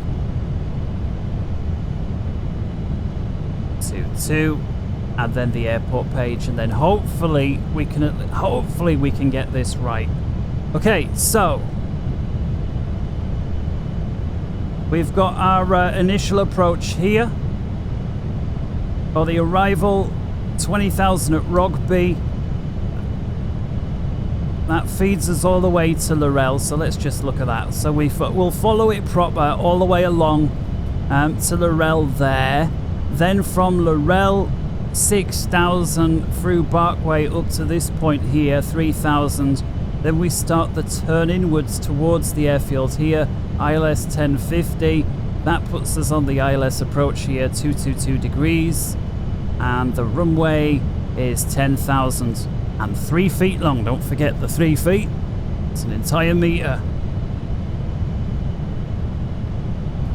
So Rugby 20,000. So let's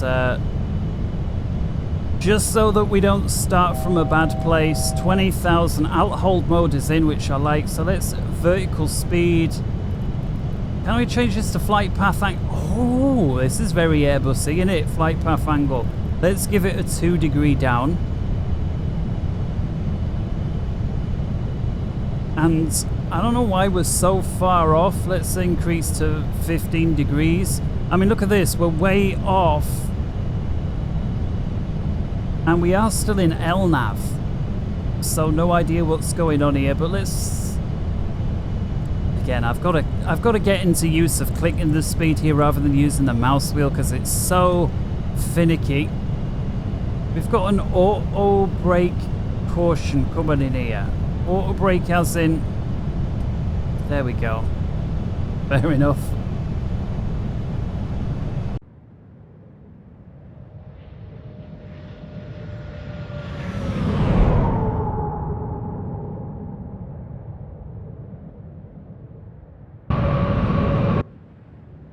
Try that again. I think it's an xPlane thing, or it could be the ortho scenery. Yeah, sometimes the flybys work really well and other times not. And again, it could be that I've got the ortho scenery thing loading and a flyby maybe forces it to load scenery that wouldn't have otherwise been loaded. I can only assume. But we can see it peeking through the clouds. It's certainly doing a really good job. Why is this getting further and further off course? Right, let's see if we can amend the situation. So let's go direct Rugby. We see it there. Let's try it with using this. Direct. Next page, Rugby, exec, present pause. Why would it even start to turn right before turning left? Anyway, there's the turn. Angle of attack. Yeah, there we go. I don't know why I didn't look at that before. We do have a negative angle of attack, even at 300 knots. Obviously, the slower we get, we'd expect that to read 0. I wonder if it's most efficient to fly with that at 0 on this particular aircraft. I mean...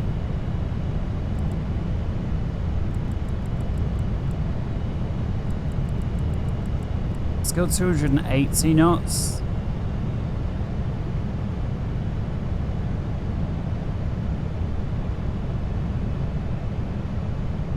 Still negative, flicking between 7 and 0.6, now 6, now 0.5.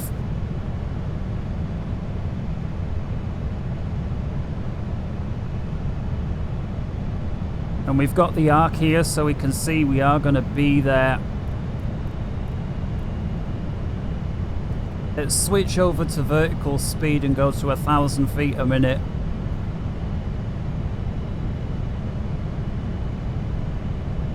Did we have...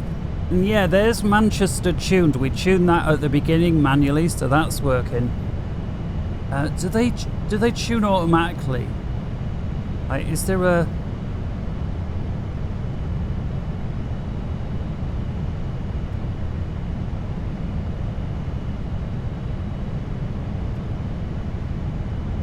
So how, if I can only pre-type, how do I delete something?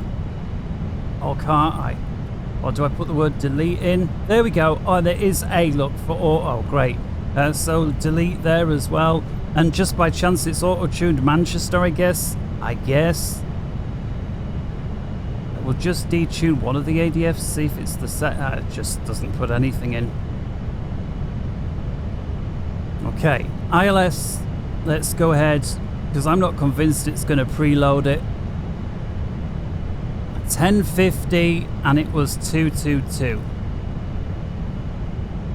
So 1050/222. Bang. In that goes.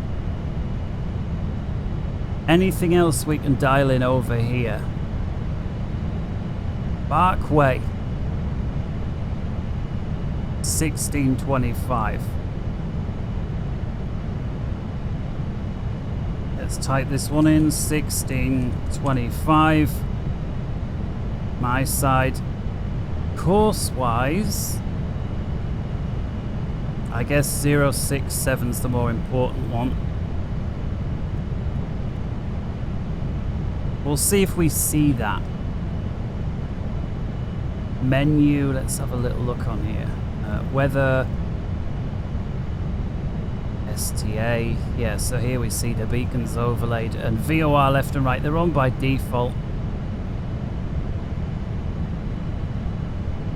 It's a very long runway, so we'll just go auto brake 1.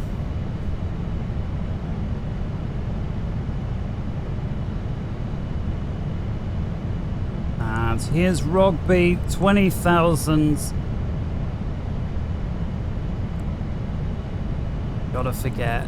Gotta remember rather to just click. Let's go to 300 knots. So 20,000, then we need to be 15 by FINMA, and again let's try VNAV.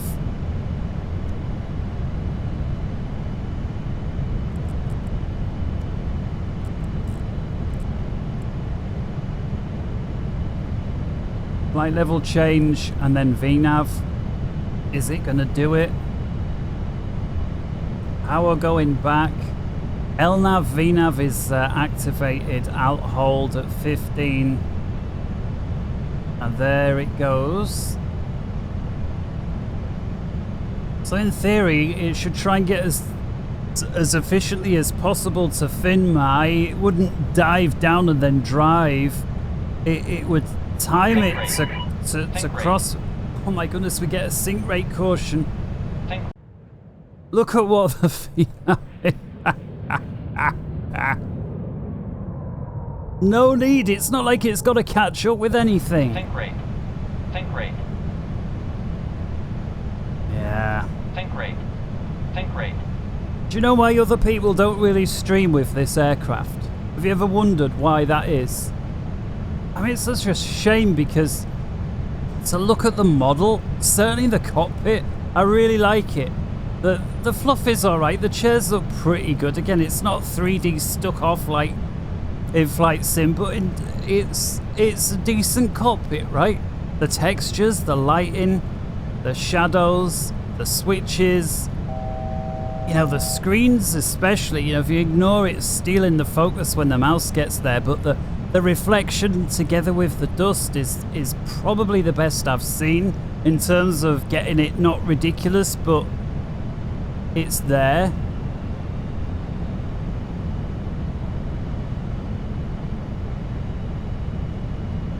Okay, here we are, 15. So I guess from here on in manual, right? Because it's just a bit of a joke otherwise. So FINMA to Bombo. Bombo, we need to be 250. And Laurel, 7,000 feet at 220.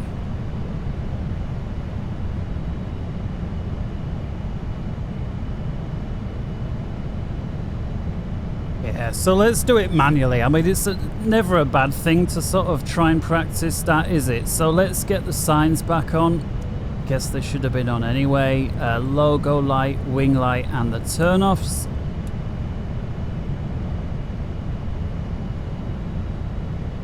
Here's the turn. I'm going to increase the bank angle limit to 25 degrees, which is standard for the Boeing.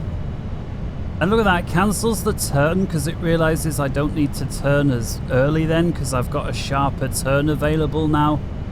So it does try to correct back, which, you know, that's fair enough, right? Whatever. And there we go. And we'll leave it at 25 degrees now. And with it down to 10, I'm going to go vertical speed. And if we push the range out,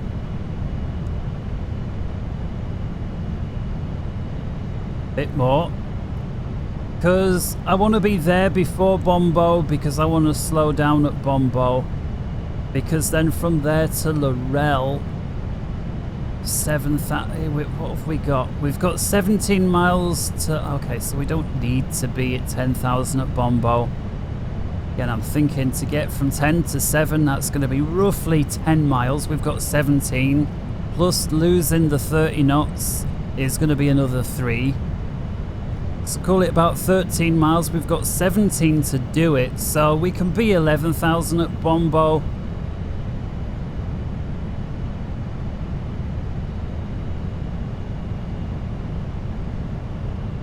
So let's go for it.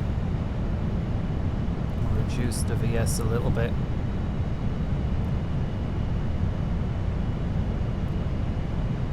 Just got to factor in I need to lose these 40 knots, that's all.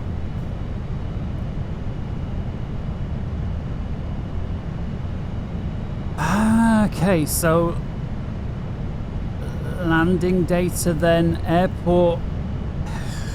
Can it not copy it in? Stansted, runway 22. Conditions are good. Winds, good call. ATIS 127.18.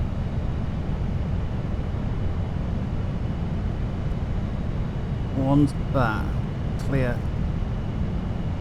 127.180.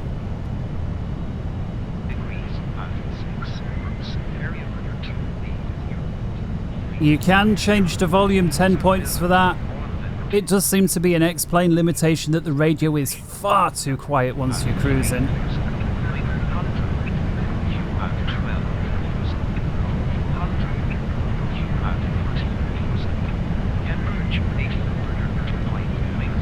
Right, excuse what I'm about to do, but the sound is just so bad. What I'm going to have to do is just reduce some of these sliders so I can hear the radio properly. Pilot, co-pilot radios will leave on full. We'll bring the environment down. I'm not sure if this is sort of anything will be better, but... Advised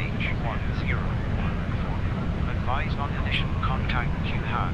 Information Moscow. Right, QNH 1011, I could just about hear it a bit better. Interestingly, the other sounds didn't get quieter, the radio just got louder. Arriving runway 04. Departing runway 04.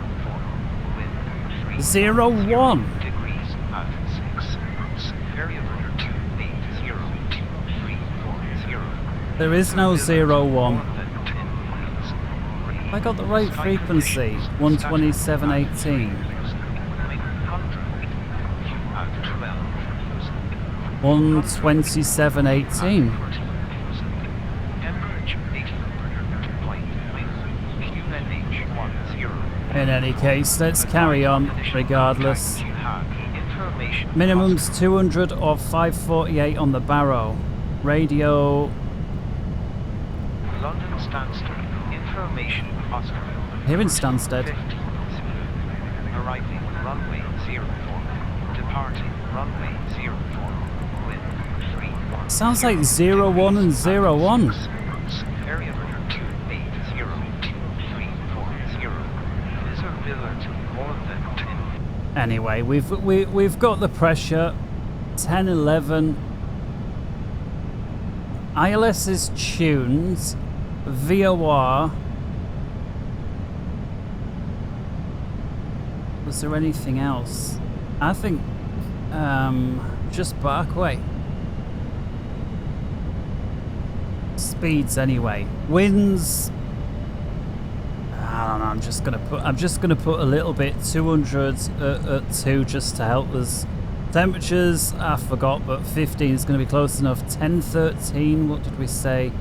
It was 1011.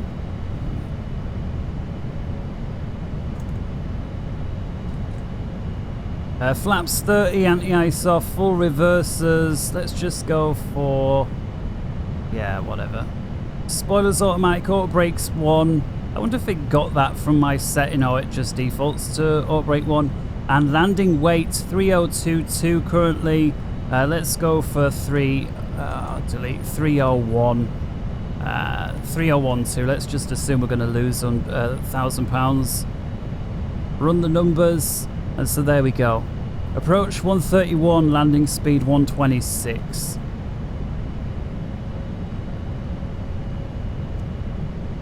Come on. Flight level change. Down we go. I got so distracted with that. I've forgotten this. So 7,000 feet. So we're about to drop through 10, so let's put the lights on. Nose light will be our clear to land one as usual. Taxi light, I guess, with it. Everything else is on.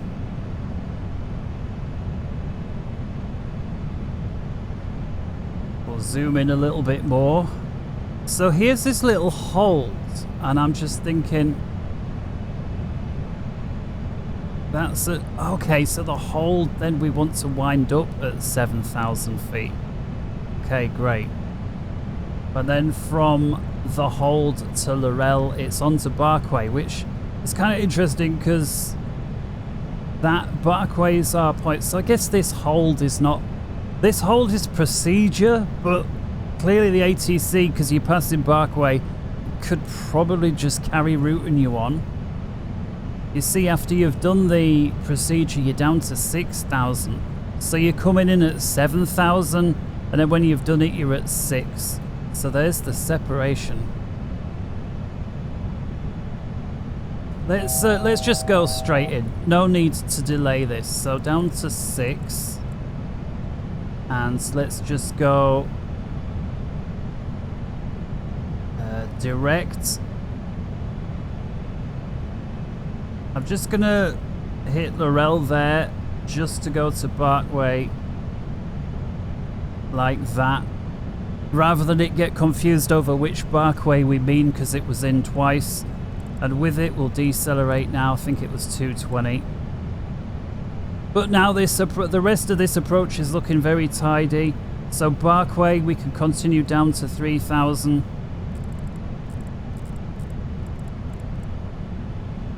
And again, these random little turns.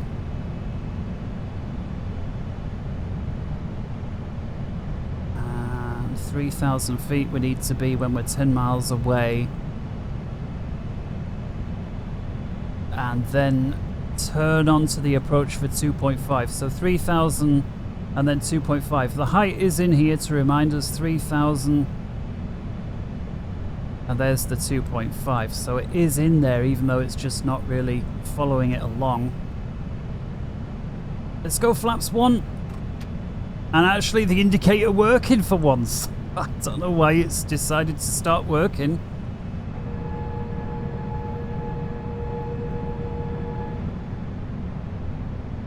Slats right. But I'll tell you what, considering we've turned these lights on, they don't look it, do they? I mean, the reflection is as though they're on, but they're not on. Oh, am I not surprised?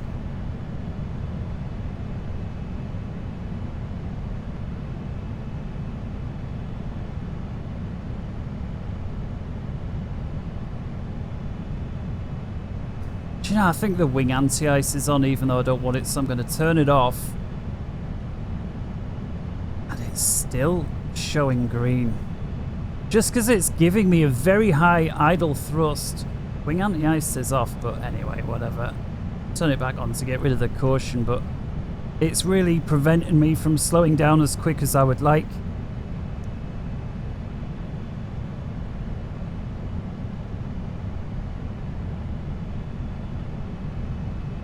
So I've got to say, if you're just using the autopilot for speed, heading, height, vertical speed, it works fine. You'd never know that the module was so bad. The ND, I got to say, I like it. The fact that the plan don't work, you know, clearly I don't like that. But with regards to there's no weird glitching. Otherwise, I like that side of it. Here's 3,000. Speed-wise, have we got anything? No, just the previous restriction, I guess. Anything over here?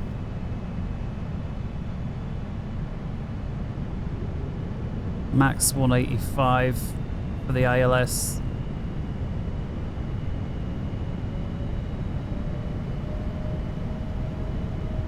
Whoa, the auto throttle is like way. I mean, look at it, 220, and it climbed us 70, 80 feet and got us up by like 15 knots, and then it idles it.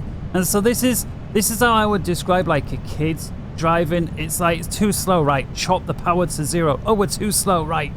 Fire all the engines, just back and forth. It's not very good.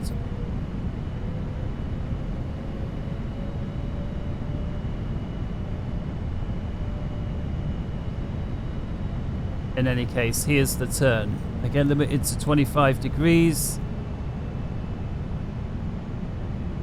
Final approach heading 222. Oh, no. Keep the angle of dangle going. Come on.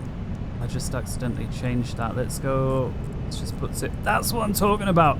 This thing is too... The switches are too close together, and you can see just the little lumps and bumps of the turbulence is enough to throw your mouse off. Right, let's reduce speed. 185 was the limit.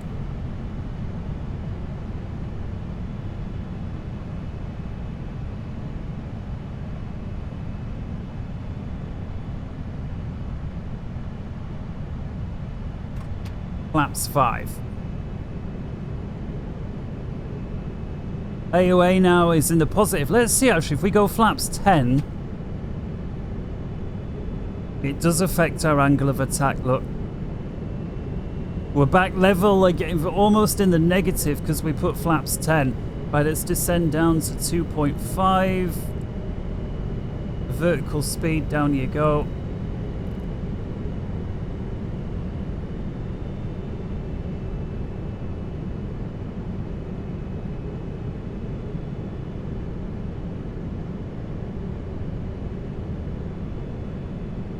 Why are you turning left? Oh no! Why is it turning left? What's it doing? Heading mode, come on. 2500. Full angle of dangle, let's slow down even more. 17. Why is it gone flaps full? I'm at 10 degrees. This barber pole here is thinking I've gone flaps full.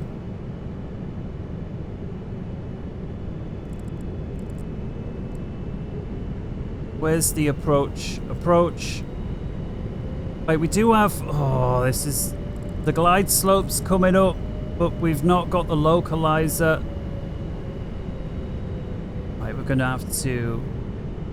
I'm going to wind this up, but use our vertical to start going down, because otherwise it's not going to capture the glide slope, because we're not yet in line with the localizer. Down we go. Let's slow down even more.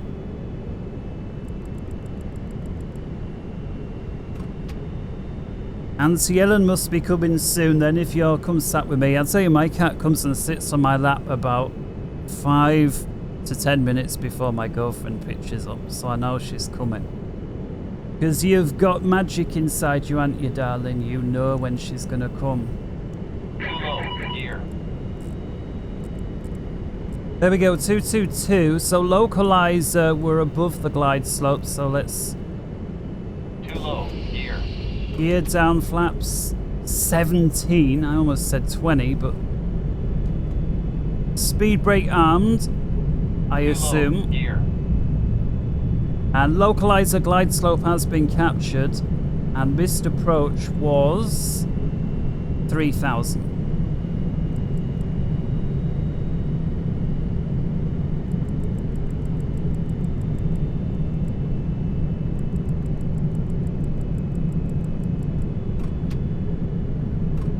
Let's go flaps 30 then.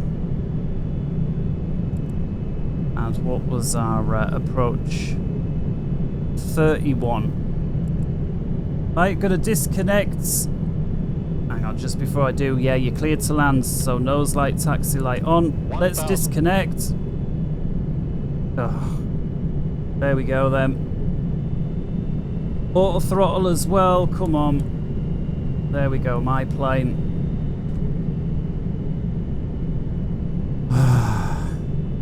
Do you know what? I just realised I didn't fly it.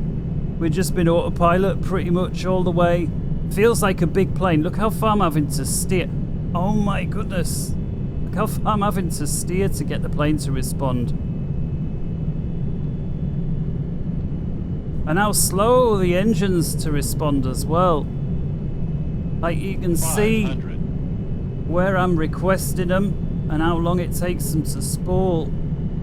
400. 300. Approaching minimums.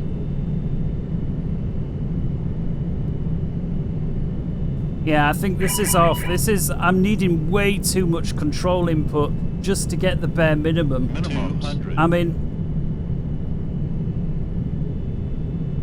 100. all right, getting a bit slow there. Whoa, frame rate just went. I mean, look how much I'm 50. needing here. I'm just 40. gonna steer using. Yeah, look, the rudder's far more 30. effective, and I get it, crossover angle of attack, but oh man, did it lag out down there? It must be loading scenery. Right, up we go. I'm not gonna follow procedure anymore. Gear in. Approaching minimums.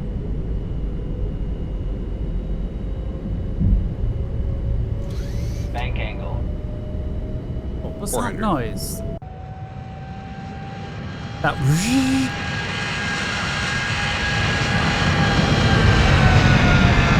I mean, as a flight to look at, it's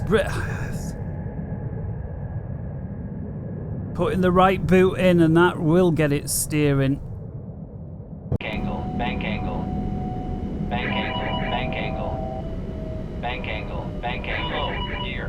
Bank angle. Bank Yeah, angle. once again, the flap indicators, US. Bank angle. Think rate. Bank angle. Think rate. Bank angle. Bank angle. And again, I'm just showing the. Right. Bank angle. Bank angle. Bank angle. Bank angle. No way. I mean, unless there's some sort of weird fly-by-wire system integrated that prevents you from rolling very quickly because we're going slow, this is way off. In terms of pitch, the pitch feels right, but it's not rolling quick enough. Bank angle. Bank angle. Bank angle. And again, the flap indicator together with, therefore, the speed limits is way off. Bank angle. Think rate. Bank angle. Think bank angle. Bank angle. And I am going to come into land now. Bank angle. Bank angle. Bank angle. Bank angle. Think rate. Bank angle. Bank angle. Minimums. Bank angle. Bank angle. Bank angle. Bank angle. Think rate. 50. 40. 30. 20.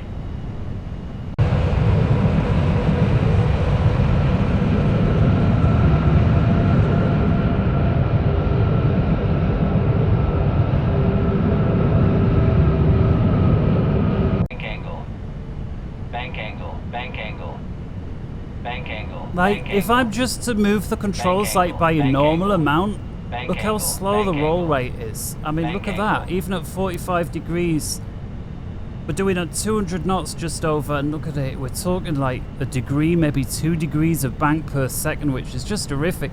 And if you look at the flight controls, actually, perhaps better if I come this side.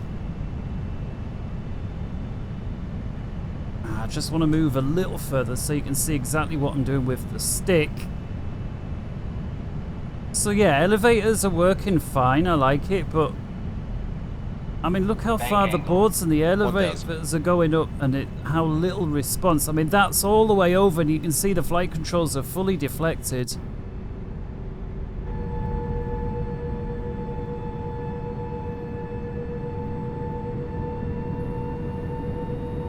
Loving the wing flex. Look at the wing flex in the turbulence. That looks spot on. But again, I'm just needing far too much control input.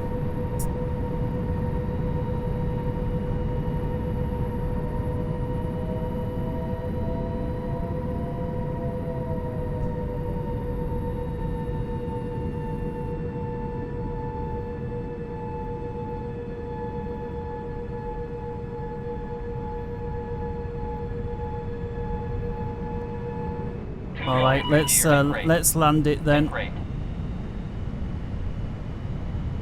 And again, we've got 0 flaps, but this thing thinks we've got flaps 30, so bank angle, bank angle, bank angle, it is what it is.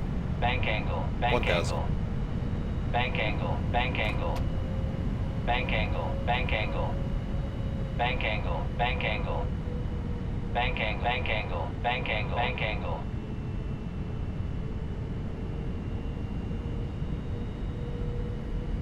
Banging me ankles.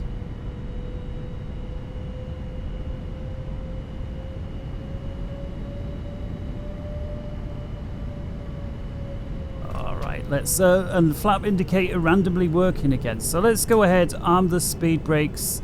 Auto brakes 1 still as before. It's going to be the same ref speed. We've only been flying a minute or two. Another notch of flaps. Dump the gear.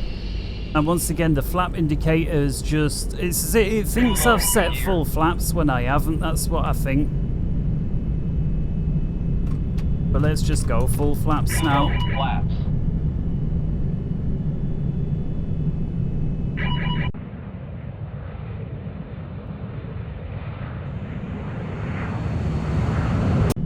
Right, let's see if we can do it somewhat sensible from here. Again, you're asking a lot. Right, let's do a little bit of slip here because we're high. Yeah, look how little rudder and I'm at crossover already there.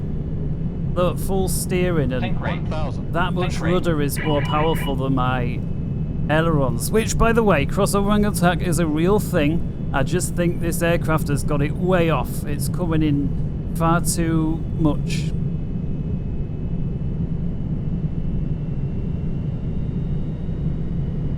But I'm convinced I could land this without any ability to steer, just using the rudder pedals. If I had to, I'd need a bit of a longer approach, but it's that efficient. 400. Right, let's reset my 300. view, as it were.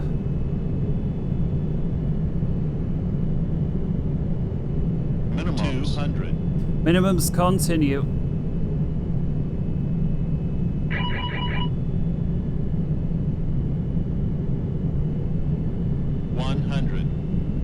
Getting a little bit too slow there. 50, 40, 30, 20, 10. Reverses. And give it some. Are the auto brakes actually working? I mean, the boards are up. I know I only set it auto brakes 1, but I do wonder. Get a nice visual representation of the boards there. Wait, it does say there auto brake 1.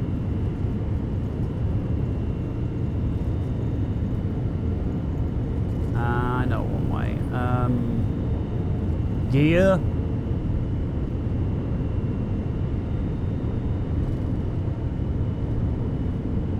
I'm not so sure. Right, got a manual brake. Auto brake did disconnect. That didn't do much to the brake temps either. I thought we could get a clue as if they were working based off the brake temps. Idle reverse, interestingly, was reversing the plane. Alright, one little replay for the last few minutes and that's going to be it. Toggle replay mode. Alright, here we go then.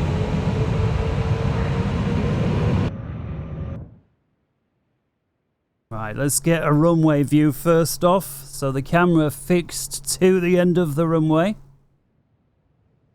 Tell you what, man, are those wings, do they feel like they're flexing a little bit too much? I don't know.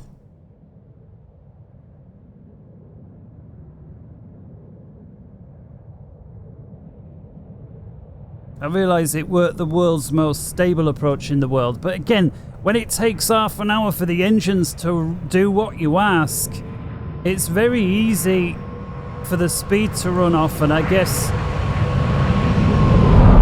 if they really take that long, you've really got to preempt it. Did I really do that? Do you remember me doing this?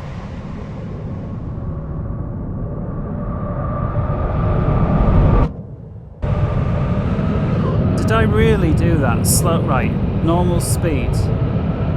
Oh, I did kick it straight. A little bit. Ah, it weren't too bad. It weren't too bad. Looks a bit exaggerated from the telephoto, didn't it? Right, one last one then, just from here. Right, far end. Oops, hang on.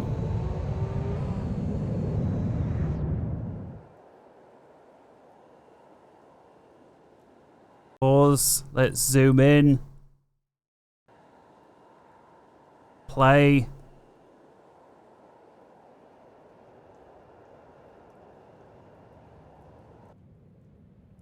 Yeah, I don't think it was quite that rough. Again, the replay just don't really show it as accurate as you'd think. But yeah, I think that's going to be it. I mean, overall, man, I don't know what to say. Out of 5, it's a 1, and I'm having to be generous to give it a 1. I guess the flight model looks good. The sounds externally are good. You know, there's a couple of things about in here that I like, the reflections on the screen. But I mean, in all other regards, it's a bag of shit. Alright. Until next time, I hope you enjoyed the video and the honesty thereof. Wherever in the world you may be, keep your internet flight rules. Good morning, good afternoon, good evening, and good night. Until next time, take care. Ta-ra.